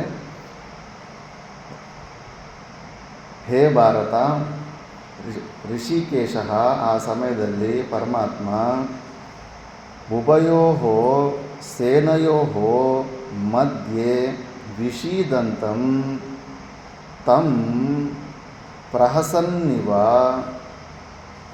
ಇದಂ ವಚಃ ಉವಾಚ. ಆವಾಗ ಪರಮಾತ್ಮನು ಒಂದು ಸರ್ಕ್ಯಾಸ್ಟಿಕ್ ಸ್ಮೈಲ್ ಕೊಡ್ತಾನಂತೆ, ಪ್ರಹಸನ್ನಿವ ಅಂತ, ಮುಗುಳ್ ನಗೆ ಅಂತಾರೆ. ಅಂದರೆ ಇವರೊಂದು ಒಳ್ಳೆ ಇದೆ, ಸ್ವಲ್ಪ ಎಲ್ಲ ವೈರಾಗ್ಯವೆಲ್ಲ ಇದೆ, ಬಟ್ ದೊಡ್ಡ ಬುದ್ಧಿವಂತನ ಥರ ಎಲ್ಲ ಚೆನ್ನಾಗಿ ವಿಚಾರ ಮಾಡಿರೋ ಒಂಥರ ಎಲ್ಲ ಮಾಡ್ತಾಯಿದ್ದಾನೆ ಅಂದ್ಬಿಟ್ಟು ಕಂಪ್ಲೀಟಾಗಿ ಅವನ ಪ್ರಾಬ್ಲಮ್ಸ್ ಪೇಷಂಟ್ದು ಎಲ್ಲ ಕಂಪ್ಲೀಟ್ ಡೀಟೇಲ್ಸ್ ಡಾಕ್ಟ್ರಿಗೆ ಗೊತ್ತಾಗುತ್ತೆ ಏನು ಸಮಸ್ಯೆ ಅಂದ್ಬಿಟ್ಟು. ಆವಾಗ ನೋಡಿಬಿಟ್ಟು ಇನ್ನು ಋಷಿಕೇಶ ಇನ್ನು ಸ್ಟಾರ್ಟ್ ಮಾಡ್ತಾನಂತೆ. ಇವಾಗೆಲ್ಲ ಬೋಧ ಸ್ಟಾರ್ಟ್ ಆಗುತ್ತೆ. ಇಲ್ಲಿ ತನಕ ಭಾಷ್ಕರ ಭಗವಾನರು ಭಾಷೆ ಬರೆದಿರುವಂತೆ, ಇಲ್ಲಿಂದ ಸ್ಟಾರ್ಟ್ ಮಾಡ್ತಾರೆ ಮೈನ್ ಭಾಷ್ಯ. ಇವಾಗ ಭಾಷ್ಯದ ಕಡೆ ನೋಡೋಣ. ಅದು ಭಗವಾನ್ ಏನು ಹೇಳ್ತಾನೆ ವಾಕ್ಯಗಳು ನೆಕ್ಸ್ಟ್ ಶ್ಲೋಕದಿಂದ ಕಂಟಿನ್ಯೂ ಆಗುತ್ತೆ. ಅದಕ್ಕೆ ಮುಂಚೆ ಭಾಷ್ಯ ಒಂದು 2-3 ಪೇಜ್ ಇದೆ. ಇವಾಗ ಮೈನ್ ಇಂಟ್ರಡಕ್ಷನ್ ಕಂಪ್ಲೀಟ್. ಈಗ ಫಸ್ಟ್ ಚಾಪ್ಟರ್ ನಾವು ಇಷ್ಟೊಂದೆಲ್ಲ ವಿಚಾರ ಮಾಡಿದ್ರಲ್ಲ, ಒಂದು ಸೆಂಟೆನ್ಸಲ್ಲಿ ಹೇಳ್ಬಿಡ್ತಾರೆ ಏನದು ಫಸ್ಟ್ ಚಾಪ್ಟರ್ ಸಾರ ಅಂದ್ಬಿಟ್ಟು. ಇದು ಉಚ್ಚಾರಣೆ ಮಾಡೋಣ ಭಾಷ್ಯ. ಶ್ರೀ ದೃಷ್ಟ್ವಾ ತು ಪಾಂಡವಾನೀಕಂ ಇತಿ ಆರಭ್ಯ ನಯೋತ್ಸ್ಯ ಇತಿ ಗೋವಿಂದಂ ಉಕ್ತ್ವಾ ತೂಷ್ಣೀಂ ಬಭೂವಃ ಇತಿ ಏತದಂತಹ ಪ್ರಾಣಿನಾಂ ಶೋಕಮೋಹಾದಿ ಸಂಸಾರ ದುಃಖ ಬೀಜಭೂತ ದೋಷೋದ್ಭವ ಕಾರಣಹೇತು ಪ್ರದರ್ಶನಾರ್ಥತ್ವೇನ ವ್ಯಾಖ್ಯೇಯಃ ಗ್ರಂಥಃ. ದೃಷ್ಟ್ವಾ ತು ಪಾಂಡವಾನಿಕ ಮೊದಲನೇ ಅಧ್ಯಾಯದ 2ನೇ ಶ್ಲೋಕದಿಂದ ಅಲ್ಲಿಂದ ಹಿಡಿದು ಇಲ್ಲಿ ತನಕ ನಯೋತ್ಸೈತಿ ಗೋವಿಂದಂ ಉಕ್ತ್ವಾ ತೂಷ್ಣಿ ಬಭುವ, ಎಲ್ಲಿ ಸೈಲೆಂಟಾಗಿ ಕೂತ್ಕೊಂಡ್ಬಿಟ್ಟು ಅರ್ಜುನ, ಸೆಕೆಂಡ್ ಚಾಪ್ಟರ್ 9th ಶ್ಲೋಕ ತನಕ, ಇಲ್ಲಿ ತನಕ ಕಂಪ್ಲೀಟಾಗಿ ಸಾರ ಏನಂದರೆ ಪ್ರಾಣಿನ ಎಲ್ಲ ಜೀವಿಗಳ ಶೋಕ ಮೋಹಾದಿ ಸಂಸಾರ ದುಃಖ ಬೀಜ. ಶೋಕ ಮೋಹ ಅದು ಆದಿ ಶಬ್ದದಲ್ಲಿ ಮಿಕ್ಕಿದ್ದೆಲ್ಲ ಏನೆಲ್ಲ ಇದೆ ಅದು ಸಂಸಾರ ದುಃಖಕ್ಕೆ ಬೀಜಭೂತವಾದ ದೋಷೋದ್ಭವ ಕಾರಣ ಹೇತು. ಆ ಬೀಜಭೂತವಾದ ದೋಷದ ಉದ್ಭವದ ಕಾರಣ ಹೇತುವನ್ನೇ ತೋರಿಸಿದ್ದಾಗಿದೆ ಎಂದಿತು. ದುಃಖದ ಕಾರಣನ ತೋರಿಸಿದ್ದಾರೆ. ಏನು ಅಂತ ಕಾರಣ ಏನು ತೋರಿಸಿದಂದ್ರು ಅಹಂ ಮಮ ಭಾವಾನೇ. ಮುಖ್ಯವಾಗಿ ಸಂಸಾರ ಅಂದರೆ ಜಡರೂಪವಾದ ವಸ್ತುಗಳಿಗೆ ನಮ್ಮನ್ನು ದುಃಖ ಕೊಡೋಷ್ಟು ಸಾಮರ್ಥ್ಯ ಇಲ್ಲವೇ ಇಲ್ಲ. ಅವುಗಳ ಮೇಲೆ ಇರೋ ನಮಗೆ ಸಂಬಂಧ, ನಮ್ಮದೊಂದು ಅಟ್ಯಾಚ್ಮೆಂಟ್ ಏನಿರುತ್ತೋ ಅದರಿಂದ ನಮಗೆ ಅದು ದುಃಖ ಕೊಡ್ತಾ ಇರುತ್ತೆ. ಅದೇ ಎಲ್ಲದಕ್ಕೂ ಬೀಜ ಆಗುತ್ತೆ. ಅದನ್ನೇ ತೋರಿಸಿದ್ದಾಗಿದೆ ಅಂದ್ಬಿಟ್ಟು ಅದನ್ನೇ ನೆಕ್ಸ್ಟ್ ಡೀಟೇಲಾಗಿ ಇನ್ನೂ ಹೇಳ್ತಾರೆ. ತಥಾ ಹಿ ಅರ್ಜುನೇನ ರಾಜ್ಯ ಗುರು ಪುತ್ರ ಮಿತ್ರ ಸುಹೃತ್ ಸ್ವಜನ ಸಂಬಂಧಿ ಬಾಂಧವೇಷು ಅಹಂ ಯೇಷ ಮಮ ಏತೆ ಇತಿ ಏವಂ ಪ್ರತ್ಯಯ ನಿಮಿತ್ತ ಸ್ನೇಹ ವಿಚ್ಛೇದಾದಿ ನಿಮಿತ್ತೌ ಆತ್ಮನಃ ಶೋಕಮೋಹೌ ಪ್ರದರ್ಶಿತೌ ಕಥಂ ಭೀಷ್ಮಂ ಅಹಂ ಸಂಖ್ಯೆ ಇತ್ಯಾದಿನ. ಇಲ್ಲಿ ಡೀಟೇಲಿಗೆ ಸಂಸಾರದ ಮೇನ್ ದುಃಖದ ಮೂಲ ಕಾರಣ ಏನಾಗಿತ್ತಂದರೆ ಅರ್ಜುನನ ವಿಷಯದಲ್ಲಿ ಎಕ್ಸಾಂಪಲ್ದಲ್ಲೇ ಹೇಳ್ತಾ ಇದ್ದಾರೆ. ರಾಜ್ಯ ಸಲುವಾಗಿ ಗುರು ಮತ್ತು ರಾಜ್ಯದ ಗುರು, ಪುತ್ರರು, ಮಿತ್ರರು, ಸುಹೃತ್ ಅಂದರೆ ಫ್ರೆಂಡ್ಸು ಅಂದರೆ ಶ್ರೇಯೋಭಿಲಾಷಿಗಳು, ಸ್ವಜನ ಅವರವರು ಮತ್ತು ಸಂಬಂಧಿಗಳು, ಬಂಧುಗಳು, ಅವರೆಲ್ಲ ನಾನು ಅನ್ನೋ ಭಾವ, ಅಹಂ ಮತ್ತು ಏಷ ಮಮ, ಇವರೆಲ್ಲ ನಮ್ಮವರು ಅಂದರು. ಅಹಂ ಮಮ, ಇದೇ ಸಮಸ್ಯೆ ನಮಗೆ. ಎಲ್ಲಿ ಹೋದರೂ ಕೂಡ ನಮಗೆ ನಾನು ಅನ್ನೋದು ಸಮಸ್ಯೆ. ಈ ಶರೀರಗಳಲ್ಲಿ ನಾನು ಅನ್ನೋ ಭಾವನೆ, ನಮ್ಮ ಸಂಬಂಧಿಗಳು ಪುತ್ರ ಮಿತ್ರ ಅದರಲ್ಲಿ ನಮ್ಮವರು ಅನ್ನೋದು, ಇದೇ ಮೇನು ಸಮಸ್ಯೆ. ಈ ಎರಡು ಕಾರಣಗಳಿಂದಲೇ ದುಃಖ ಬರ್ತಾ ಇರುತ್ತೆ. ಇತಿ ಏವಂ ಪ್ರತ್ಯಯ ನಿಮಿತ್ತ ಸ್ನೇಹ ವಿಚ್ಛೇದಾದಿ. ನಾನು ಹೇಳ್ದಲ್ಲ, ದುಃಖ ಬಂದಿದೆ ಅಂದರೆ ಯಾವುದೋ ಒಂದು ವಿಯೋಗನೇ ಆಗಿರುತ್ತೆ. ಒಂದು ನಾವು ಬೇಕು ಅಂದ್ಕೊಂಡಿರ್ತೀವಿ, ಅದು ನಮ್ಮ ಕೈಯಿಂದ ಹೊರಗೆ ಬಿಡ್ತಾ ಇರುತ್ತೆ. ಸಂಬಂಧ ಆಗಿರ್ಬೋದು, ಸಿಚುಯೇಷನ್ ಆಗಿರ್ಬೋದು, ನಮ್ಮ ಕೈ ಜಾರಿ ಅಂಥ ಸಿಚುಯೇಷನ್ ಹೋಗ್ತಾ ಇರುತ್ತೆ. ಈಗ ಇವರೆಲ್ಲ ನನ್ನನ್ನು ಬಿಟ್ಬಿಡ್ತೀವಿ, ಇವರೆಲ್ಲ ಸತ್ತೋಗ್ಬಿಟ್ರೆ ಅವ್ರದ್ದೊಂದು ವಿಯೋಗ ಇರುತ್ತಲ್ಲ, ಅವರಿಲ್ಲ ಅಂದರೆ ನಾನೇನು ಸುಖ ಪಡೋದು ಅಂದ್ಬಿಟ್ಟು ಆ ವಿಯೋಗ ದುಃಖ ಅದೇ ನಿಮಿತ್ತವಾಗಿ ಇಟ್ಕೊಂಡು ಆತ್ಮನಃ ಶೋಕಮೋಹ ಪ್ರದರ್ಶಿತ, ಜೀವಾತ್ಮನಿಗೆ ಶೋಕಮೋಹಗಳು ಬರುತ್ತೆ ಅನ್ನೋದು ಕಥಂ ಭೀಷ್ಮ ಮಹಂ ಸಂಖ್ಯೆ ಈ ಶ್ಲೋಕದಲ್ಲಿ ಸ್ಪಷ್ಟ ಆಗಿದೆ. ನಾನು ಹೇಗೆ ಸಾಯಿಸಿದ ನಮ್ಮ ತಾತ ನಮಗೆ ಪಾಠ ಹೇಳ್ಕೊಟ್ಟು ಗುರುಗಳು, ಡೈಲಿ ಹೂವಿಂದ ಪೂಜೆ ಮಾಡ್ತಾರಂಥ ಗುರುಗಳನ್ನ ನಾನು ಹೇಗೆ ಸಾಯಿಸಿದೆ ಅಂದ್ಬಿಟ್ಟು. ನಮ್ಮದು ಆಗಲೇ ಅಲ್ಲ, ಸಂಸಾರದಲ್ಲಿ ಮಕ್ಕಳು ಮರಿ ಅದು ಇದು ಎಲ್ಲೋ ಅಟ್ಯಾಚ್ಮೆಂಟ್ ಇರುತ್ತೆ. ಯಾವಾಗಲೂ ಅವ್ರ ಚಿಂತೆನೇ ನಮಗಿರುತ್ತೆ. ಸಮಸ್ಯೆ ಎಲ್ಲ ಅದೇ ಅಲ್ಲ, ಅವ್ರನ್ನ ಬಿಟ್ಟು ಈ ಕಡೆ ಬರೋಕ್ಕೆ ಆಗ್ತಾ ಇರೋದಿಲ್ಲ. ಅದು ಅದೇ ನಮಗಿರೋ ಸಮಸ್ಯೆನೇ ಅರ್ಜುನಿಗೆ ಈ ಥರ ಸಮಸ್ಯೆ ಇರುತ್ತೆ. ಸೇಮ್ ಅದು ಅಹಂ ಮಮ ಭಾವಗಳೇ ನಮಗೆ ಇಲ್ಲಿ ಸಂಸಾರ ಅಂತ. ಜನಕ ಮಹಾರಾಜ ಹೆಂಗೆ ಮಾಡಿರ್ತಾನೆ, ರಾಜ್ಯನ ಮೇಂಟೈನ್ ಮಾಡ್ತಾ ಇರ್ತಾನೆ. ಒಂದು ಆಶ್ರಮ ಮೇಂಟೈನ್ ಮಾಡಿದ್ರೇ ಕೆರ್ಕೊಡೋದಕ್ಕೆ ಸಮಯ ಇರೋದಿಲ್ಲ. ರಾಜ್ಯನ ಮೇಂಟೈನ್ ಮಾಡೋದು ಎಷ್ಟು ಬ್ಯುಸಿ ಇರ್ತಾನೆ, ಅಷ್ಟು ಕರ್ಮಗಳು ಹೆಂಗೆ ಎಷ್ಟು ಚೆನ್ನಾಗಿ ಮಾಡೋದು ಸಾಧ್ಯ. ಅಭ್ಯಾಸ ಮಾಡಿಕೊಂಡ್ರೆ ಅಹಂ ಮಮ ಭಾವಗಳಿಲ್ಲದಿರೋ ಕೂಡ ಮಾಡ್ತಾ ಇರೋ ಕೆಲಸನೇ ನಾವು ಚೆನ್ನಾಗಿ ಮಾಡ್ಬೋದು. ಚಂದ್ರಶೇಖರ ಭಾರತಿ ಸ್ವಾಮೀಜಿ ಕಂಚಿ ಮಾಡಿದವರು ಪರಮಾಚಾರ್ಯರು, ಅವ್ರ ಹತ್ರ ಒಬ್ಬ ಯಾರು ಬಿಟ್ಟು ಹಿಂಗೆ ಆಧ್ಯಾತ್ಮಿಕದಲ್ಲಿ ಈ ಥರ ಸೇವೆ ಮಾಡಿಕೊಂಡು ಇರಬೇಕಂತ ಬಂದಿರ್ತಾನೆ. ಬಂದುಬಿಟ್ಟು ಸ್ವಭಾವ ಹಂಗಿರುತ್ತೆ, ಕೀರ್ತಿ ಪ್ರತಿಷ್ಠೆಗಳನ್ನು ಹೊಂದಬೇಕು, ಸಮಾಜದಲ್ಲಿ ಒಳ್ಳೆಯ ಹೆಸರನ್ನು ಹೊಂದಬೇಕು ಅನ್ನೋದು ಒಳಗಡೆ ಇತ್ತು ಆತನಿಗೆ. ಬಂದುಬಿಟ್ಟು ಗುರುಗಳೇ, ನಾನು ಗೋಶಾಲೆ ಸ್ಟಾರ್ಟ್ ಮಾಡ್ಬೇಕು ಅಂದ್ಕೊಂಡಿದ್ದೀನಿ, ಗೋ ಸೇವೆ ಮಾಡ್ಬೇಕು ಹಂಗೆ ಹಿಂಗೆ ಅಂತ. ಅವ್ರಿಗೆ ಒಬ್ಬನೇ ಮಗ ಇರ್ತಾರೆ, ತಂದೆ ಇರೋದಿಲ್ಲ, ತಾಯಿ ಇರ್ತಾರೆ. ತಾಯಿ ಈಗ ತುಂಬ ವಯಸ್ಸಾಗಿಬಿಟ್ಟು ಯಾರು ನೋಡ್ಕೊಳ್ಳೋದಕ್ಕೆ ಇರೋದಿಲ್ಲ, ಆಕೆಗೆ ಯಾರಾದರೂ ಒಂದು ಹೆಲ್ಪ್ ಬೇಕಾಗುತ್ತೆ. ಅವರು ಡೈರೆಕ್ಟಾಗಿ ಅಂದ್ಬಿಡ್ತಾರೆ, ಅಲ್ಲಪ್ಪ ಅಲ್ಲಿ ನಿಮ್ಮ ತಾಯಿಗೆ ತುಂಬ ನೆಸೆಸಿಟಿ ಇದೆ, ಹೆಲ್ಪ್ಲೆಸ್ ಆಗಿದ್ದಾರೆ, ಅಲ್ಲಿ ನೀನು ಏನು ಸೇವೆ ಮಾಡ್ಕೊಂಡು ನಿಮ್ಮ ಒಂದು ಗೋ ಮೇಲೆ ನಿನಗೆ, ಒಂದು ಪಶು ಮೇಲೆ ಈ ಕಡೆ ನಿನಗೆ ಭಕ್ತಿ ಬರ್ತಾ ಇದೆ, ಸ್ವಂತ ತಾಯಿಯನ್ನಲ್ಲಿ ನೀನು ಆ ಥರ ಕಷ್ಟದ ಪಾಲಿಗೆ ನೋಡಿ ಬಂದಿದೆಯಾ, ಮತ್ತು ಮಿಕ್ಕಿದವ್ರನ್ನ ಏನು ಜಗದೋದ್ಧಾರಣ ಕಂಪ್ನಿಗೆ ಇವೆಲ್ಲ ಏನಕ್ಕೆ ಮಾಡೋಕ್ಕೆ ಹೋಗ್ತೀಯಾ? ಏನು ಬೇಕಾಗಿಲ್ಲ. ನಮ್ಮ ಕರ್ತವ್ಯಗಳನ್ನು ಅಹಮ್ಮಮ ಭಾವಗಳನ್ನು ಬಿಟ್ಟು ಇರೋದ್ರಲ್ಲಿ ಎಲ್ಲರ ಮನೆಯಲ್ಲಿ ಅವರವರು ತಂದೆ ತಾಯಿಯನ್ನು ಅವರವರೆಲ್ಲ ನೋಡ್ಕೊತಾ ಇದ್ರಿಗೆ ನಾವು ಅನಾಥಾಶ್ರಮಗಳ ಅವಶ್ಯಕತೆ ಏನಿತ್ತು ಮತ್ತು ವೃದ್ಧಾಶ್ರಮಗಳ ಅವಶ್ಯಕತೆ ಏನಿತ್ತು, ಅದು ಆ ಭಾವನೆ ಹೊರಟೋಗ್ಬಿಟ್ಟಿದೆ. ಸಂಸ್ಕಾರಗಳೆಲ್ಲ ಇದಾಗ್ತಾ ಇದೆ. ತಂದೆ ತಾಯಿ ಅಂದರೆ ತುಂಬ ಭಾರ ಥರ ನೋಡ್ತಾರೆ, ರಿಜೆಕ್ಟೆಡ್ ಪೀಸ್ ಥರ ನೋಡ್ತಾರೆ. ವಯಸ್ಸಾದ ಮೇಲೆ ಗೊತ್ತಾಗ್ಬಿಡುತ್ತೆ ತಂದೆ ತಾಯಿಗೆ ಮೊದಲಿದ್ದ ರೆಸ್ಪೆಕ್ಟು, ಮೊದಲಿದ್ದ ವಾಂಟಿಂಗ್ನೆಸ್ಸು ಏನು ಕಾಣಿಸ್ತಾ ಇಲ್ಲ. ನಿಜವಾಗ್ಲೂ ನಾವು ಅವರಿಗೆ ಭಾರ ಆಗ್ಬಿಟ್ಟಿದ್ದೀವೇನೋ ಅನ್ನೋದೆಲ್ಲ ಅವ್ರಿಗೆ ಅರ್ಥ ಆಗ್ತಾ ಇರುತ್ತೆ. ಒಂದು ನಿಜವಾದ ಸ್ಟೋರಿ ಕೆಲವು ನಡೆದಿದ್ದಾವೆ. ಒಬ್ಬ ತಂದೆ ವಯಸ್ಸಾಗೋಗಿರ್ತಾನೆ, ಎಲ್ಲೋ ಫಾರಿನಲ್ಲಿ ನಡೆದಿರುತ್ತೆ. ಅಲ್ಲಿ ಒಂದು ಡೈರಿ ಬರೆದಿರ್ತಾನೆ. ಡೈರಿನಲ್ಲಿ ಬರೆದ್ಬಿಟ್ಟು ಡೈರಿ ಪಕ್ಕದಲ್ಲಿ ಇಟ್ಕೊಂಡು ತುಂಬ ವಯಸ್ಸಾದಮೇಲೆ ಮಗ ಸ್ವಲ್ಪ ಸೇವೆ ಮಾಡ್ತಾ ಇರ್ತಾನೆ. ಆ ವಿಂಡೋ ಪಕ್ಕದಲ್ಲಿ ಒಂದು ಪಿಜಿಯನ್ ಬಂದು ಕೂತ್ಕೊಳ್ಳುತ್ತೆ. ಪಿಜಿಯನ್ ಬಂದು ಕೂತ್ಕೊಂಡ್ರೆ ಅದೇನಾದರೂ ಬಂದು ಕೂತ್ಕೊಂಡಿತ್ತು ಅಂತ ಮಗನ ಕೇಳ್ತಾ ಇರ್ತಾನೆ. ಅದು ಪಿಜಿಯನಪ್ಪ ಅಂತ. ಅದೇ ಕೇಳಿದ ಪ್ರಶ್ನೆಯನ್ನೇ ಒಂದು 3 ಸತಿ ಕೇಳ್ತಾನೆ. 3 ಸತಿ ಕೇಳಿದ್ಮೇಲೆ 4ನೇ ಸತಿ ಕೇಳಿದಾಗ ಅವನು ಕೋಪ ಬಂದುಬಿಟ್ಟು, ಮಗ ಎಷ್ಟು ಸತಿ ಹೇಳ್ಬೇಕು, ಅದು ಪಿಜಿಯನ್ ಅಂತ ಮತ್ತೆ ಹೇಳಿದ ಪ್ರಶ್ನೆನ ಮತ್ತೆ ಕೇಳ್ತಾ ಇದೆಯಾ ಅಂದ್ಬಿಟ್ಟು. ಆವಾಗ ಡೈರಿ ತೆಗೆದುಬಿಟ್ಟು ಆ ಡೇಟು ಎಲ್ಲ ಹಾಕಿದ್ದು ಒಂದು ತೋರಿಸ್ತಾನೆ, ಬರೆದಿದ್ದು. ಆ ಡೈರಿಯಲ್ಲಿ ಬರೆದಿರ್ತಾನೆ, ಇವನು ಮಗ ಯಾವಾಗ ಸಣ್ಣ ಮಗ ಆಗಿರ್ತಾನೋ ಸೇಮ್ ಅದೇ ಕಿಟಕಿನಲ್ಲಿ ಆ ಪಿಜಿಯನ್ ಬಂದಿರುತ್ತೆ. 80 ಸತಿ ಕೇಳಿರ್ತಾನೆ ಕೇಳಿದ ಪ್ರಶ್ನೆ, ಅಪ್ಪ ಇದೇನಂತ. ಬಟ್ ಆ ತಂದೆ ಮಾತ್ರ 80 ಸತಿ ಕೂಡ ಪ್ರೀತಿಯಿಂದ ಉತ್ತರ ಕೊಟ್ಟಿರ್ತಾನೆ, ಇದು ಪಿಜಿಯನಪ್ಪ. ಇವನಿಗೆ 4ನೇ ಸತಿಗೆ ಬೋರ್ ಅನಿಸ್ಬಿಡ್ತಾಯಿತ್ತು. ಆವಾಗ ಒಂದು ರಿಲೈಸ್ ಆಗುತ್ತೆ, ಹೋಗ್ಬೇಕು ಇಲ್ಲ, ಈ ವಯಸ್ಸಿನಲ್ಲಿ ಏನೇ ಇರಲಿ ತಂದೆ ತಾಯಿಯಿಂದ ಏನೇ ಒಂದು ಕೆಲವೊಂದು ಅವಲಕ್ಷಣ ರೂಪದಲ್ಲಿ ಕಾಣಿಸಿದ್ರು ಕೂಡ ಅದನ್ನು ನಾವು ಬೇರ್ ಮಾಡಬೇಕು.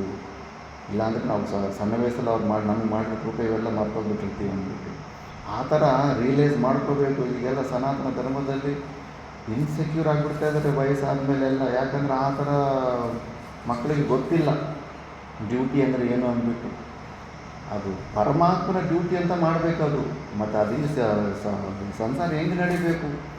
ಅವ್ರು ನಮಗೆ ಜನ್ಮ ಕೊಟ್ಟ ಮೇಲೆ ಅವ್ರದ್ದು ವೃದ್ಧಾವಸ್ಥೆ ಬರುತ್ತಂದ್ರೆ ಅವ್ರನ್ನೇ ಕೇರ್ಟೆ ತಗೊಳ್ಳಿಲ್ಲ ಅಂದ್ರೆ ಅದು ಹೆಂಗೆ ಸಿಸ್ಟಮ್ ಅಂದ್ಬಿಟ್ಟು ಅದಕ್ಕೆ ಸುಮ್ಮನೆ ಅದೇನೇನೋ ಮೈಂಡಲ್ಲೆಲ್ಲ ಯೋಚನೆ ಬಿಟ್ಟು ಹೊರಗಡೆ ಬಂದುಬಿಡ್ತಾರೆ. ಬಟ್ ನಿಷ್ಕಾಮ ಕರ್ಮಯೋಗ ಅಂದರೆ ಏನು ಅಂತ ಸರಿಯಾಗಿ ತಿಳ್ಕೊಂಡಿರೋದಿಲ್ಲ.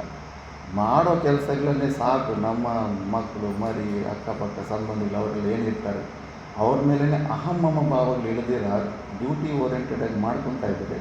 ಅದೇ ನಿಷ್ಕಾಮ ಕರ್ಮಯೋಗ ಆಗುತ್ತೆ. ಒಂದಲ್ಲ ಉಪನಿಷತ್ತಲ್ಲಿ ಬರೋ ಎಕ್ಸಾಂಪಲ್ಸ್ ಎಲ್ಲನೂ ಜೀವನ್ಮುಕ್ತ ಪುರುಷರು ಗೃಹಸ್ಥಾಶ್ರಮದಲ್ಲಿದ್ದೇ ಸಾಧನೆ ಮಾಡ್ಕೊಂಡಿರ್ತಾರೆ ಆ ಥರ. ಅದಕ್ಕೆ ಇಲ್ಲಿ ಅರ್ಜುನನ ಸಮಸ್ಯೆನೂ ಅದೇ. ಮುಖ್ಯವಾಗಿ ಅವ್ರ ಸಲುವಾಗಿ ಅವ್ರ ಶ್ರೇಯಸ್ಸಿ ಸಲುವಾಗಿ ಅವನು ಯೋಚನೆ ಮಾಡ್ತಕ್ಕ ಸಮಸ್ಯೆ ಅಲ್ಲ.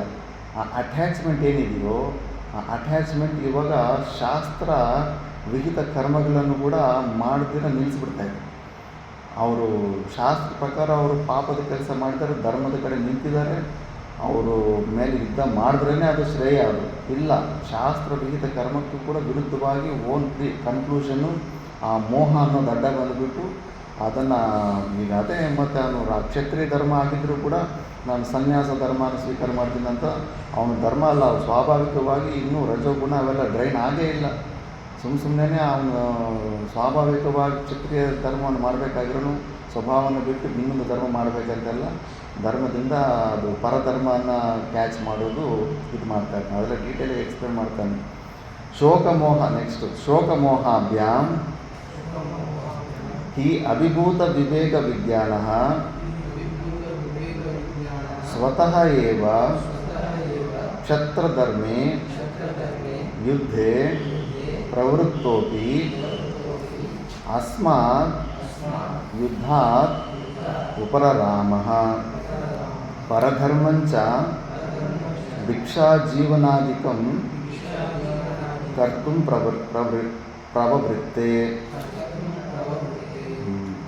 ಶೋಕ ಮೋಹಗಳಿಂದ ಏನು ಅಭಿಭೂತವಾಗಿರುತ್ತೋ ಆ ವಿವೇಕ ಮತ್ತೆ ಓಪನ್ ಆಗೋದಿಲ್ಲ. ಈಗ ಸ್ವಂತ ಡಾಕ್ಟ್ರು ಒಳ್ಳೆ ದೊಡ್ಡ ಸರ್ಜನ್ಗಳು ಅವರ ಸ್ವಂತ ಮಕ್ಕಳಿಗೆ ಆಪ್ರೇಷನ್ ಮಾಡಬೇಕಂದ್ರೆ ಕೈ ನಡುಗುತ್ತಂತೆ, ಮಾಡಲ್ವಂತೆ. ಇನ್ನೊಬ್ಬ ಡಾಕ್ಟ್ರ್ ಕೈಯಲ್ಲೇ ಮಾಡಿಸ್ತಾರಂತೆ.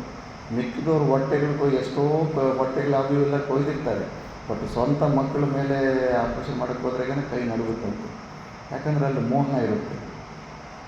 ಆ ಮೋಹ ಎಲ್ಲ ಈ ಥರ ನಮ್ಮನ್ನು ಆ ಥರ ಕೆಲಸ ಆ ವಿವೇಕ ಅನ್ನೋದು ನಾವು ಎಲ್ಲ ಮರ್ತೋಗ್ಬಿಡ್ತಾ ಇರ್ತೀವಿ. ಅಭಿಭೂತವಾಗಿ ವಿವೇಕ ವಿಜ್ಞಾನ ಸ್ವತಃ ಏವ ಕ್ಷತ್ರಧರ್ಮೇ. ಅವ್ರು ಯುದ್ಧ ಮಾಡೋದಕ್ಕೇನು ಕೃಷ್ಣ ಏನು ಪ್ರೇರಣೆ ಕೊಟ್ಟಿರೋದಿಲ್ಲ. ಸ್ವಯಂ ಆಗಿ ಅಲ್ಲ, ಅವರೇ ಡಿಸೈಡ್ ಮಾಡಿಬಿಟ್ಟು ನಮ್ಮ ರಾಜ್ಯ ನಮಗೆ ಬೇಕು, ಆ ದುಷ್ಟರ ಕತೆ ನೋಡ್ತೀವಿ ಹಂಗೆ ಹಿಂಗೆ ಅಂತ ಸ್ವಯಂ ಆಗಿ ಎಲ್ಲ ಮುಂದೆ ಬಂದಿರ್ತಾರೆ. ಅಂತ ಸ್ವಯಂ ಆಗಿ ಮುಂದೆ ಬಂದು ಪ್ರವೃತ್ತಿ ಆಗಿದ್ದವ್ರು ಕೂಡ ಈ ಯುದ್ಧದಿಂದ ಮತ್ತೆ ಇವಾಗ ನನಗೆ ಬೇಡ ಯುದ್ಧ ಅಂತ ಆ ಶೋಕಮೋಹದಿಂದ ಬೇಡ ಅಂದ್ಬಿಟ್ಟು ಈ ಕಡೆ ಬಂದುಬಿಟ್ಟಿರ್ತಾರೆ. ಮತ್ತು ಅದೇ ಅಲ್ಲ, ಸ್ವಧರ್ಮವನ್ನು ಪಾಲನೆ ಮಾಡೋದು ಬಿಟ್ಟಿದ್ದಲ್ಲ, ಪರಧರ್ಮಂಚ ಭಿಕ್ಷಾ ಜೀವನಾಧಿಕಂ. ಭಿಕ್ಷಾ ಬೇಡೋದು ಏನು ಅಷ್ಟೊಂದು ಶಾಸ್ತ್ರದಲ್ಲಿ ವಿಧಾನ ಇಲ್ಲ. ಅಂಗವಿಕಲಾಂಗರು ಮತ್ತು ವೃದ್ಧಾವಸ್ಥೆಯಲ್ಲಿ ಆಧಾರರಹಿತರು ಮತ್ತು ಸನ್ಯಾಸಿಗಳು ಉತ್ತಮ ಬ್ರಾಹ್ಮಣರು, ಸದ್ಬ್ರಾಹ್ಮಣರು. ಸತ್ವ ಅಂದರೆ ಕೇವಲ ಈ ಮೋಕ್ಷ ಪುರುಷಾರ್ಥಕ್ಕೆ ಪ್ರಯತ್ನ ಮಾಡ್ತಾಯಿರೋಂಥ ಬ್ರಾಹ್ಮಣರು. ಇವ್ರಿಗೆ ಬಿಟ್ಟರೆ ಭಿಕ್ಷೆಗೆ ಇನ್ಯಾರಿಗೂ ಅಧಿಕಾರನೇ ಅಲ್ಲ.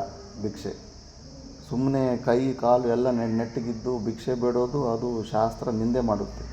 ಅದನ್ನು ಎಂಕರೇಜೇ ಮಾಡಬೇಕಂತೆ, ಬೈಬೇಕಂತೆ ಅಂತಾನೆ. ಬೈಲಿಲ್ಲ ಅಂದ್ರೆ ಅವ್ನು ಮತ್ತೆ ಅದು ತಮೋಗುಣ ಅಭ್ಯಾಸ ಆಗಿಬಿಡುತ್ತೆ. ಅವನ ಕಲ್ಯಾಣ ಆಗೋದಿಲ್ಲ ಅಂತೆ, ಅವನು ಅದೋ ಜನ್ಮಕ್ಕೆ ಹೋಗ್ಬಿಡ್ತಾನಂತೆ. ರೀಸನ್ ಇತ್ತು ಅಂದ್ರೆ ಅಂತ ವ್ಯಾಲಿಡ್ ರೀಸನ್ ಇತ್ತಂದರೆ ಅವನಿಗೆ ಸರಿ ಭಿಕ್ಷೆ ಕೊಟ್ಟು ಎಂಕರೇಜ್ ಮಾಡಬೇಕು. ಇಲ್ಲ ಅಂದರೆ ಎಂಕರೇಜು ಕೂಡ ಮಾಡಬಾರ್ದು ಅಂತಾರೆ. ಅದು ನಮ್ಮ ಧರ್ಮ ಅಲ್ಲ. ಮತ್ತು ಕ್ಷತ್ರಿಯನಿಗೆ ಭಿಕ್ಷಾಟನೆ ಜನ್ಮ ಅದು ಒಂದು ಧರ್ಮನೇ ಅಲ್ವೇ ಅಲ್ಲ. ಅಂಥದ್ದು ಇವಾಗ ಭಿಕ್ಷಾ ಜೀವನಾಧಿಕಂ ಕರ್ತುಂ ಪ್ರವವೃತ್ತೆ ಅಂತ ಅವನ ಸ್ವಭಾವಕ್ಕೆ ವಿರುದ್ಧವಾದ ಧರ್ಮನೂ ಕೂಡ ಪರಧರ್ಮನೂ ಕೂಡ ನಾವು ಕ್ಯಾಚ್ ಮಾಡ್ಕೊಂಡ್ಬಿಡ್ತೀವಿ. ಮೋಹ ಶೋಕ ಮೋಹಗಳಿಂದ ಹಂಗೆಲ್ಲ ಆಗ್ಬಿಡುತ್ತೆ. ಮತ್ತು ಡಿವಿಷನ್ ಅದನ್ನು ಇನ್ನೆಲ್ಲ ನೆಕ್ಸ್ಟು ಡೀಟೇಲಾಗಿ ಹೇಳ್ತಾ ಇರ್ತಾನೆ. ತಥಾಚ ಸರ್ವಪ್ರಾಣೀನಾಂ ಶೋಕಮೋಹಾದಿ ದೋಷಾವಿಷ್ಟಚೇತಸಾಂ ಸ್ವಭಾವತಃ ಏವ ಸ್ವಧರ್ಮ ಪರಿತ್ಯಾಗಃ ಪ್ರತಿಷಿದ್ಧ ಸೇವಾ ಚ ಸ್ಯಾತ್. ಸ್ವಧರ್ಮೇ ಪ್ರವೃತ್ತಾನಾಮಪಿ ತೇಷಾಂ ವಾಂಗ್ಮನಃಕಾಯಾದೀನಾಂ ಪ್ರವೃತ್ತಿ ಫಲಾಭಿಸಂಧಿಪೂರ್ವಕಾ ಏವ ಸಾಹಂಕಾರಾಃ ಚ ಭವತಿ. ತಿಳಿತಂತ ನೋಡು. ಇದೇ ಪ್ರಕಾರ ತಥಾಚ ಸರ್ವ, ಇದು ಅರ್ಜುನನ ಸಮಸ್ಯೆ ಅಲ್ಲ, ಸರ್ವ ಪ್ರಾಣಿನಂ, ಎಲ್ಲ ಪ್ರಾಣಿಗಳು, ಮತ್ತು ಶೋಕಮೋಹಾದಿ, ಆದಿ ಶಬ್ದದಿಂದ ಅಹಮ್ಮಮ ಭಾವಗಳವೆಲ್ಲ, ಶೋಕಮೋಹಾದಿ ದೋಷಾವಿಷ್ಟ ಚೇತಸ, ಆ ಥರ ಶೋಕಮೋಹಗಳು ಅಹಮ್ಮಮ ಭಾವದಲ್ಲಿ ಇರೋ ಅಂಥ ಅಂತಃಕರಣ ಇರೋ ಅಂಥವರು ಸ್ವಭಾವತಃ ಸ್ವಾಭಾವಿಕವಾಗಿ ಸ್ವಧರ್ಮ ಪರಿತ್ಯಾಗ, ಅವರು ಸ್ವಧರ್ಮವನ್ನು ಬಿಟ್ಟುಬಿಡ್ತಾರೆ. ಯಾವಾಗಲೂ ಪಕ್ಕದವನ ಪ್ಲೇಟಲ್ಲಿರೋ ಊಟನೇ ಚೆನ್ನಾಗಿ ಅನ್ನಿಸ್ತಾ ಇರುತ್ತಂತೆ. ನಾನು ಅವು ಪಾಲಿಗೆ ಬಂದಿದ್ದು ಪಂಚಾಮೃತ ಯಾವ ವರ್ಣಾಶ್ರಮ ಬಂದಿರೋ ಅದನ್ನು ಡ್ಯೂಟಿ ಸರಿಯಾಗಿ ಮಾಡ್ಕೊಂಡು ಹೋದರೆ ಸಾಕು. ಬಟ್ ಅದರಲ್ಲಿ ಹಿಂಗೆ ಶೋಕಮೋಹಗಳು ಯಾವುದೋ ಒಂದು ಕಾರಣದಿಂದ ಇದರಲ್ಲಿ ರಿಸಲ್ಟ್ ಸರಿಯಾಗಿ ಕಾಣಿಸ್ತಾ ಇಲ್ಲ ಅಂದ್ಬಿಟ್ಟು ಇನ್ನೊಬ್ಬರ ಧರ್ಮವನ್ನು ಪಾಲನೆ ಮಾಡೋ ಕಡೆ ಮನಸ್ಸು ಹೋಗ್ಬಿಡ್ತಾ ಇರುತ್ತೆ. ಮತ್ತು ಪ್ರತಿಷಿದ್ಧ ಸೇವಾಚ, ಶಾಸ್ತ್ರ ನಿಷಿದ್ಧವಾದ ಕರ್ಮಗಳು ಕೂಡ ನಾವು ಮಾಡೋ ಅಭ್ಯಾಸ ಆಗಿಬಿಡುತ್ತೆ. ಮತ್ತು ಸ್ವಧರ್ಮೇ ಪ್ರವೃತ್ತ ನಾಮಪಿ ತೇಷಾಂ, ಸ್ವಧರ್ಮದಲ್ಲಿ ಪ್ರವೃತ್ತಿ ಆಗಿರೋರು ಕೂಡ ತೇಷಾಂ ವಾಂಗ್ಮನಃಕಾಯಾದೀನಾಂ ಪ್ರವೃತ್ತಿ ಫಲಾಭಿಸಂಧಿ ಪೂರ್ವಿಕಾ ಏವ. ಹೋಗಲಿ, ಸ್ವಧರ್ಮದಲ್ಲಿ ಪಾಲನೆ ಮಾಡೋರು ಸ್ವಲ್ಪ ಅವರಾದರೂ ಯೋಚನೆ ಮಾಡಬೇಕು, ಅವರಿಲ್ಲ. ಫಲಾಭಿಸಂಧಿ, ರಿಸಲ್ಟ್ ಓರಿಯೆಂಟೆಡ್ ಆಗಿ ಅವರು ಕೆಲಸ ಮಾಡಿಕೊಂಡು ಸಾಹಂಕಾರ ಚ ಭವತಿ, ಅಹಂಕಾರ, ನಾನು ಕರ್ತಾ ಭೋಗ್ತಾ ಅನ್ನೋ ಭಾವನೆಯಿಂದಲೇ ಅವರು ಆ ಕರ್ಮಗಳನ್ನು ಮಾಡ್ತಾರೆ. ಆ ಥರ ಮಾಡಿದ್ರೂ ಕೂಡ ಸುಖ ದುಃಖಗಳಿಂದ ನಾವು ತಪ್ಪಿಸ್ಕೊಳ್ಳೋದಕ್ಕಾಗೋದಿಲ್ಲ. ಫಲಾಭಿಸಂಧಿ ಪೂರ್ವಿಕಾ ಏವ, ಅವರು ಸ್ವಧರ್ಮದಲ್ಲಿ ಕೆಲವರು ಸ್ವಧರ್ಮನ ಬಿಟ್ಟು ಪರಧರ್ಮನ ಕ್ಯಾಚ್ ಮಾಡ್ತಾರೆ. ಇನ್ನು ಕೆಲವರು ಸ್ವಧರ್ಮದಲ್ಲಿ ಪ್ರವೃತ್ತಿ ಆದರೂ ಕೂಡ ಅದನ್ನು ಸ್ವಾರ್ಥಕದಿಂದ ಅಹಮ್ಮಮ ಭಾವಗಳಲ್ಲಿರುತ್ತೋ ಅಲ್ಲೇ ಮಾಡ್ಕೊತಾ ಇರ್ತಾರೆ. ಮತ್ತು ಫಲಾಭಿಸಂಧಿ, ರಿಸಲ್ಟ್ ಓರಿಯೆಂಟೆಡ್, ರಿಸಲ್ಟ್ ಚೆನ್ನಾಗಿ ಬರ್ತಾ ಇದ್ರಾಗ ಆ ಥರ ಮಾಡ್ತಾರೆ. ರಿಸಲ್ಟ್ ಚೆನ್ನಾಗಿ ಬರ್ತಾಯಿದ್ರೆ ಸ್ವಧರ್ಮನ ಪಾಲನೆ ಮಾಡೋಣ. ಅಯ್ಯೋ, ಸ್ವಧರ್ಮ ಪಾಲನೆ ಮಾಡೋದ್ರಿಂದ ರಿಸಲ್ಟ್ ಚೆನ್ನಾಗಿ ಬರುತ್ತಾ ಇಲ್ಲ ಅಂದಾಗ ಬೇಡ, ಈ ಧರ್ಮನ ಬಿಟ್ಬಿಟ್ಟು ಇನ್ನೊಂದು ಧರ್ಮನ ಕ್ಯಾಚ್ ಮಾಡೋಣ, ಆ ಥರ ಬುದ್ಧಿ ಬಂದಿರುತ್ತೆ. ಅದು ಅಲ್ಲ, ಅದು ಮತ್ತು ಶಾಸ್ತ್ರ ವಿವಿಧ ಕರ್ಮಗಳಲ್ಲೂ ಕೂಡ ಪ್ರವೃತ್ತಿ ಆಗಿರ್ತಾನೆ. ಮತ್ತು ತತ್ರ ಏವಂ ಸತಿ ಧರ್ಮೋಪಚಯಾದಿ ಇಷ್ಟಾನಿಷ್ಟ ಜನ್ಮ ಸುಖ ದುಃಖ ಸಂಪ್ರಾಪ್ತಿ ಲಕ್ಷಣ ಸಂಸಾರಃ ಅನುಪರತಃ ಭವತಿ ಇತಿ ಅತಃ ಸಂಸಾರ ಬೀಜಭೂತ ಶೋಕಮೋಹೌ ಸಂಸಾರ ಬೀಜಭೂತೌ ಅಂತಿದೆಯಲ್ಲ, ಸಂಸಾರ ಬೀಜಭೂತೌ ಶೋಕಮೋಹೌ ತಯೋಶ್ಚ ಸರ್ವಕರ್ಮ ಸನ್ಯಾಸಪೂರ್ವಕಾದ್ ಆತ್ಮಜ್ಞಾನಾತ್ ನ ಅನ್ಯತಃ ನಿವೃತ್ತಿಃ ಇತಿ ತದ್ ಉಪದಿದಿಕ್ಷುಃ ಸರ್ವಲೋಕಾನುಗ್ರಹಾರ್ಥಂ ಅರ್ಜುನಂ ನಿಮಿತ್ತೀಕೃತ್ಯ ಆಹ ಭಗವಾನ್ ವಾಸುದೇವಃ ಅಶೋಚ್ಯಾನ್ ಇತ್ಯಾದಿ. ಇದೇ ಪ್ರಕಾರ ತತ್ರ ಏವಂ ಸತಿ ಅಂದರೆ ಈ ಥರ ಮಾಡಿದ್ರೆ ಹೆಂಗೆ, ಯಾವಾಗ ನಾವು ಅಹಂಕಾರ, ನಾನೇ ಕರ್ತ ನಾನೇ ಭೋಗ್ತಾ ಅನ್ನೋ ಭಾವನೆಯಿಂದ ನಾವು ಯಾವಾಗ ಈ ಕೆಲಸ ಮಾಡ್ತೀವೋ, ಆ ಕೆಲಸ ಮಾಡಿದ್ರೆ ನಮಗೆ ಧರ್ಮ ಅಧರ್ಮ ಪುಣ್ಯ ಪಾಪಗಳು ಬಂದೇ ಬರ್ತವೆ. ಇದರ ಒಂದು ಕಲೆಕ್ಷನ್ದ ಇಷ್ಟ ಅನಿಷ್ಟ ಜನ್ಮಗಳು ಬರ್ತಾ ಇರ್ತವೆ. ಒಂದೊಂದು ಸತಿ ಪುಣ್ಯ ಹೆಚ್ಚಿದ್ರೆ ಸ್ವರ್ಗಾದಿ ಅಂತ ಇಷ್ಟ ಜನ್ಮಗಳು ಬರ್ತಾ ಇರ್ತವೆ. ಅನಿಷ್ಟ ಅಂದರೆ ನರಕಕ್ಕೆ ಹೋಗ್ಬೇಕಾಗುತ್ತೆ, ಪಶು ಪಕ್ಷಿಗಳಿಗೆ ಯೋನಿಗೆ ಹೋಗಬೇಕಾಗುತ್ತೆ. ಈ ಥರ ಸುಖ ದುಃಖ ಸಂಪ್ರಾಪ್ತಿ ಲಕ್ಷಣ ಅಂತ ಸಂಸಾರ ಏನಿರುತ್ತೋ ಅದು ಅನುಪರತಃ ಅಂದ್ರೆ ಅದು ಕಂಟಿನ್ಯೂಸ್ ಆಗಿರುತ್ತೆ. ಜನನ ಮರಣ ಚಕ್ರಗಳಿಂದ ನಾವು ಹೊರಗಡೆ ಬರೋದಕ್ಕೆ ಚಾನ್ಸೇ ಇರೋದಿಲ್ಲ. ಯಾವಾಗ ನಾವು ಅಹಂಕಾರದಿಂದ ಕರ್ತೃತ್ವ ಭಾವದಿಂದ ಈ ಕರ್ಮಗಳು ಸ್ವಧರ್ಮ ಕೆಲಸಗಳನ್ನು ಮಾಡಿಕೊಂಡ್ರೂ ಕೂಡ ಅದರಿಂದ ನಮಗೆ ವಿಮೋಚನೆ ಇರೋದಿಲ್ಲ. ಅದಕ್ಕೆ ಇವೆಲ್ಲ ಈ ಕಾರಣಗಳಿಂದನೇ ಈ ಅಹಂ ಮಮ ಭಾವನ ಸಂಸಾರ ಬೀಜಭೂತವು ಶೋಕ ಮೋಹ, ಸಂಸಾರಕ್ಕೆ ಮುಖ್ಯವಾಗಿ ಬೀಜ ರೂಪದಲ್ಲಿ ಶೋಕ ಮೋಹ ಅಹಂಭಾವ ಮಮ ಭಾವಗಳು ಇರೋದು ಅಂತ ಹೇಳಲ್ಪಟ್ಟಿದೆ. ಮತ್ತು ಇದರಿಂದ ಮತ್ತೆ ಸೊಲ್ಯೂಷನ್ ಏನಂದರೆ ತಯೋಶ್ಚ ಸರ್ವಕರ್ಮ ಸನ್ಯಾಸ ಪೂರ್ವಕಾದ್, ಎಲ್ಲ ಸರ್ವಕರ್ಮ ಸನ್ಯಾಸ ಅಂದರೆ ಕರ್ಮ ಸನ್ಯಾಸ ಅಂದರೆ ಮುಖ್ಯವಾಗಿ ಅಹಮಮ ಭಾವಗಳ ತ್ಯಾಗ, ಅದನ್ನು ಆ ಸನ್ಯಾಸಕ್ಕೆ ಅಂತರ್ಸನ್ಯಾಸ, ಆ ಸನ್ಯಾಸ ಪೂರ್ವಕಾದೇವ ಆತ್ಮಜ್ಞಾನವನ್ನು ಬಿಟ್ಟರೆ ನಾ ಅನ್ಯತಃ ನಿವೃತ್ತಿ. ಆತ್ಮಜ್ಞಾನ ಬಿಟ್ಟರೆ ಇನ್ನು ಬೇರೆ ಸೆಕೆಂಡ್ ಮಾರ್ಗ ಇಲ್ಲ. ಇನ್ನು ಆ ಶೋಕಗಳನ್ನು ತೊಳ್ಕೋಬೇಕಂದ್ರೆ ಇದನ್ನು ಹೇಳೋದಕ್ಕೆ ಇತಿ ತದುಪದಿದಿಕ್ಷು ಸರ್ವಲೋಕಾನುಗ್ರಹಾರ್ಥಂ, ಎಲ್ಲ ಲೋಕದ ಮೇಲೆ ಅನುಗ್ರಹ ಮಾಡೋದಕ್ಕೆ ಅರ್ಜುನನ ನಿಮಿತ್ತವ ಮಾತ್ರ ಮಾಡಿಕೊಂಡು ಪರಮಾತ್ಮನು ಈಗೆಲ್ಲ ಡೀಟೇಲ್ಸ್ ಎಲ್ಲ ಅಶೋಚನನು ಅಶೋಚಸ್ತು ಮತ್ತು ಶ್ಲೋಕಗಳಿಂದ ಕಂಪ್ಲೀಟಾಗಿ ಡೀಟೇಲ್ಸಾಗಿ ಹೇಳ್ತಾ ಇರ್ತಾನೆ. ಇದು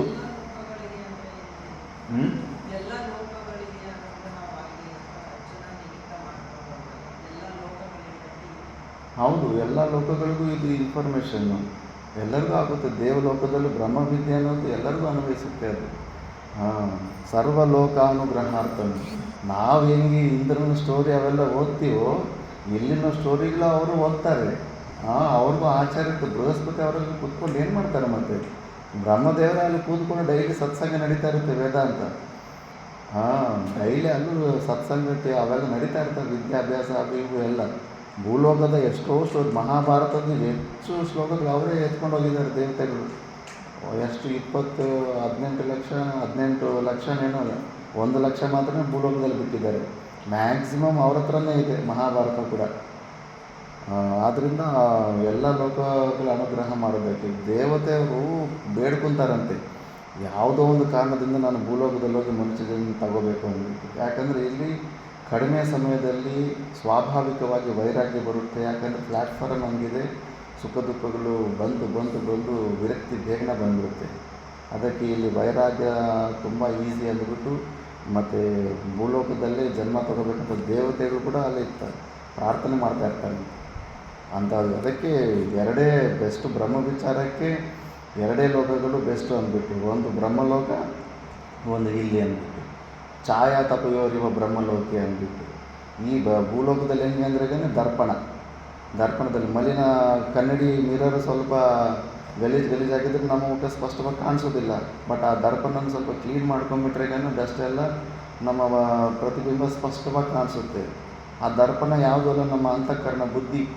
ಆ ಬುದ್ಧಿನ ಸ್ವಲ್ಪ ಅಂತಃಕರಣ ಶುದ್ಧಿ ಮಾಡ್ಕೊಂಡ್ಬಿಟ್ರೆ ಇಲ್ಲೂ ಕೂಡ ನಮ್ಮ ಸ್ವರೂಪನ ಸ್ಪಷ್ಟವಾಗಿ ನಾವು ನೋಡ್ಕೋಬೋದು.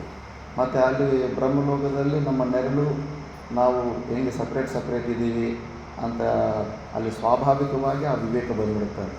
ಆತ್ಮ ಅನಾತ್ಮ ವಿವೇಕ ಅಲ್ಲಿ ಆ ಲೋಕದಲ್ಲಿ ಎಂಟ್ರಿ ಕೊಟ್ಟರೆ ಸ್ವಾಭಾವಿಕವಾಗಿ ಅಷ್ಟು ಈಸಿಯಾಗಿ ನಾನು ಈ 3 ಶರೀರಗಳಿಗೆ ಅತೀತವಾಗಿದ್ದೀನಿ ಅನ್ನೋ ಒಂದು ಜ್ಞಾನ ಸ್ವಾಭಾವಿಕವಾಗಿ ಬಂದ್ಬಿಡುತ್ತಂತೆ ಬ್ರಹ್ಮಲೋಕದಲ್ಲಿ.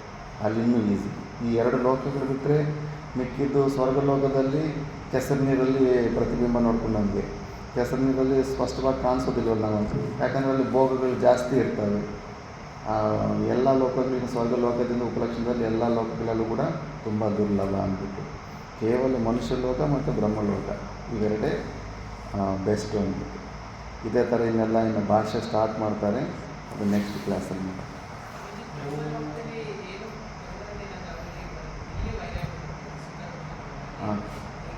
ಆ ಬ್ರಹ್ಮಲೋಕ ಉಪಾಸನೆ ಅದು ಎಂಟ್ರೆನ್ಸ್ ಕೂಡ ಅಷ್ಟು ಈಸಿ ಇಲ್ಲ. ಇಲ್ಲಿ ನಿಯತ್ತಿಂದ ಚೆನ್ನಾಗಿ ಉಪಾಸನೆ ಮಾಡಿದ್ರೆ ಬ್ರಹ್ಮಲೋಕ ಎಂಟ್ರೆನ್ಸು. ಅದು ಅಹಂಗರಿ ಉಪಾಸನೆ ಮಾಡಿದವ್ರಿಗೆ ಸಿಗುತ್ತೆ. ಅದು ಆ ಮುಮುಕ್ಷು ಇಲ್ಲೇ ಎಲ್ಲ ರೆಡಿ ಆಗಿಬಿಟ್ಟಿರ್ತಾನೆ ಅವನು, ಅದಕ್ಕೆ ಎಲಿಜಿಬಿಲಿಟಿ ಸಿಕ್ಕಿರೋವಂಥವನು. ಅಲ್ಲಿ ಹೋದ್ಮೇಲೆ ಅವ್ರಿಗಿನ್ನೇನು ಅಲ್ಲಿ 2-3 ಬೀದಿಗಳಿರುತ್ತೆ. ಮೋಕ್ಷನೇ ಬೇಕು, ಏನು ಇಚ್ಛೆಗಳಿದ್ರೆ ಕೇವಲ ಮೋಕ್ಷನೇ ಬೇಕಂತ ಹೋಗೋರು ಇರ್ತಾರೆ. ಮತ್ತು ಉತ್ಕೃಷ್ಟ ಭೋಗಗಳನ್ನು ಅನುಭವಿಸಿದಾಗ ಕೂಡ ಬ್ರಹ್ಮಲೋಕದಲ್ಲಿ ಹೋಗ್ತಾರೆ. ಅದು ಇನ್ನೊಂದು ಸ್ಟ್ರೀಟ್ ಇರುತ್ತೆ. ಅವ್ರು ಏನಂದರೆ ಯಾವುದೋ ಒಂದು ಕರ್ಮಕಾಂಡದಲ್ಲಿ ಒಂದು ರಾಜಸೂಯ ಯಜ್ಞ, ಅದಕ್ಕೂ ಪವರ್ ಇದೆ, ಬ್ರಹ್ಮಲೋಕ ತನಕ ತಗೊಂಡು ಹೋಗುತ್ತೆ. ಉಪಾಸನೆಯಲ್ಲಿ ಅಹಂಗಿರಿ ಉಪಾಸನೆ ಆ ಥರ. ಕೆಲವರು ಕೇವಲ ಭೋಗ ಇಚ್ಛೆಯನ್ನು, ಉತ್ಕೃಷ್ಟ ಭೋಗನ ಅನುಭವಿಸ್ಬೇಕಂದ್ಬಿಟ್ಟು ಕೂಡ ಬ್ರಹ್ಮಲೋಕ ಉಪಾಸನೆ ಎಲ್ಲ ಮಾಡ್ತಾ ಇರ್ತಾರೆ. ಅವ್ರಿಗೆ ನೆಸ ಬೇರೆ ಸ್ಟ್ರೀಟಿಗೆ ಹೋಗ್ಬಿಡ್ತಾರೆ. ವೈರಾಗ್ಯದಿಂದ ಮೋಕ್ಷನೇ ಬೇಕು ಅಂತ ಹೇಳೋರು ಅವರು ಈ ಕಡೆ ಸ್ಟ್ರೀಟಿಗೆ ಬರ್ತಾರೆ. ಅಲ್ಲಿ ಸಾಕ್ಷಾತ್ ಬ್ರಹ್ಮದೇವರೇ ಆಚಾರ್ಯರಾಗಿರ್ತಾರೆ. ಇದೇ ಕ್ರಮದಲ್ಲಿ ಉಪನಿಷತ್ತುಗಳಲ್ಲಿ ಇಲ್ಲಿನ್ನೂ ಪೂರ್ತಿ ಇಲ್ಲವಲ್ಲ, ಅಲ್ಲಿ ಅವ್ರ ಹತ್ರ ಎಲ್ಲ ಇರುತ್ತೆ, ಎಲ್ಲ ಶಾಖಗಳೆಲ್ಲ ಉಪನಿಷತ್ತು ಒಂದಾದಮೇಲೆ ಒಂದು ಕಲ್ಪ ಅಂತ ತನಕ ಚೆನ್ನಾಗಿ ಹಿಂಗೆ 3 ಕ್ಲಾಸೋ 2 ಕ್ಲಾಸು ಗೊತ್ತಿಲ್ಲ ಎಷ್ಟು ಕ್ಲಾಸ್ ತಗೊಂತಾರೆ.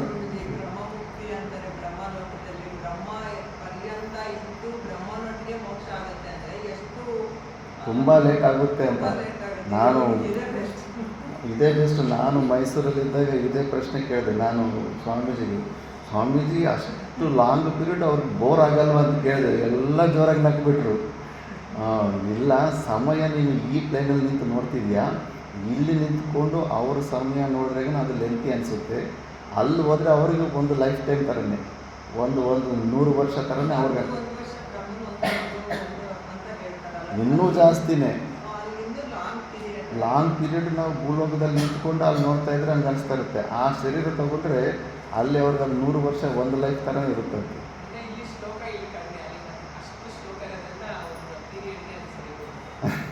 ಆ ಥರ ಅದು ಏನು ನಡೀತಾ ಇರುತ್ತೋ ಹೊರಗಡೆ ಗೊತ್ತಿಲ್ಲ. ಬಟ್ ಅವರು ಆ ಥರ ಏನು ಇರಲ್ವಂತೆ. ಬಟ್ ನಮಗಿಲ್ಲಿ ಯಾಕೆ ಅನಿಸುತ್ತೆ ಅಂದರೆ ಇದು ಬ್ರಹ್ಮ ವಿಚಾರ ಸಿಕ್ಕಾಪಟ್ಟೆ, ಇನ್ನೂ ನಾವು ಇದನ್ನು ನಮಗಿಂತ ಭಿನ್ನವಾದದ್ದು ಅಂದ್ಬಿಟ್ಟು ಅವ್ರು ಮತ್ತೆ ಆ ಉಪನಿಷತ್ತು ಸ್ವರೂಪನೇ ಆಗಿಬಿಟ್ಟಿರ್ತಾರಲ್ಲ. ಮತ್ತು ಯಾರೇ ಆಗಲಿ ಮತ್ತು ಇದ್ರ ಬಗ್ಗೆ ಎಲ್ಲೇ ಪ್ರವಚನ ಆಗಲಿ ಅಲ್ಲಿ ಅವರು ಮಗ್ನರಾಗ್ಬಿಟ್ಟು ಸಂತುಷ್ಟಿ ಆಗಿಬಿಡ್ತಾರೆ. ಸ್ವರೂಪದ ಬಗ್ಗೆನೇ ಮತ್ತೆ ಹೆಂಗೆ ಹನುಮಂತ ಎಲ್ಲೆಲ್ಲಿ ಶ್ರೀರಾಮನ ಕಥೆ ನಡೀತಾ ಇರುತ್ತೋ ಅಲ್ಲಲ್ಲಿ ಹೋಗಿ ಎಲ್ಲ ಪ್ರತ್ಯಕ್ಷ ಈಗಲೂ ಆನಂದನ ಹೊಂದುತ್ತಾ ಇರ್ತಾನೋ ಆ ಥರ ಅವರು ಜೀವನ್ಮುಕ್ತ ಪುರುಷರಿಗೆ ಇದೆಲ್ಲ ಬೋರಿಂಗ್ ಎಲ್ಲ ಏನಿರೋದಿಲ್ಲ ಅವರಿಗೆ. ನಾವು ಇನ್ನೂ ಇದರಲ್ಲಿ ಈ ಕಡೆ ಇದ್ದೀವಿ, ಅದಕ್ಕೆ ಅಯ್ಯೋ ಅಷ್ಟು ಲೆಂತಿನ ಅಲ್ಲಿ ತನಕ ಯಾವಾಗ ತತ್ವಮಸಿ ಘಟಪಟ ಮಠ ಅಂತೆಲ್ಲ ಅನ್ಕೊತಾ ಇರಬೇಕಂತ ಅನಿಸ್ತಾ ಇರುತ್ತೆ. ತುಂಬ ಲೆಂತಿ ಇರುತ್ತೆ ಅದು ಲೈಫ್. ಗೊತ್ತಾಗೋದಿಲ್ಲ ಟೈಮು, ಆ ಡೈಮೆನ್ಷನ್ ನಾವು ಖರ್ಚಿನ ಬುದ್ಧಿಯಿಂದ ಟೈಮು ಸ್ಪೇಸ್ ಇವೆಲ್ಲ ನಮಗೆ ಅದರಲ್ಲಿ ಸಿಕ್ಕಾಕೊಂಡಿದ್ದೀವಿ. ಅದು ಬಿಯಾಂಡ್ ಟೈಮ್ ಆ್ಯಂಡ್ ಸ್ಪೇಸ್ ಆ ಸ್ಥಿತಿ, ಆ ಸಮಾಧಿ ಸ್ಥಿತಿ ಅಂತ ಸ್ಥಿತಿಗೆ ಹೋಗ್ಬಿಟ್ರೆ ಸಮಯನೇ ಏನು ಗೊತ್ತಾಗೋದಿಲ್ಲ. ಸರಿ, ನೆಕ್ಸ್ಟ್ ಕ್ಲಾಸ್. ಓಂ ಪೂರ್ಣಮದ ಪೂರ್ಣಮಿದಂ ಪೂರ್ಣಾತ್ ಪೂರ್ಣಮುದಚ್ಯತೆ ಪೂರ್ಣಸ್ಯ ಪೂರ್ಣಮಾದಾಯ ಪೂರ್ಣಮೇವಾವಶಿಷ್ಯತೆ. ಓಂ ಶಾಂತಿ ಶಾಂತಿ.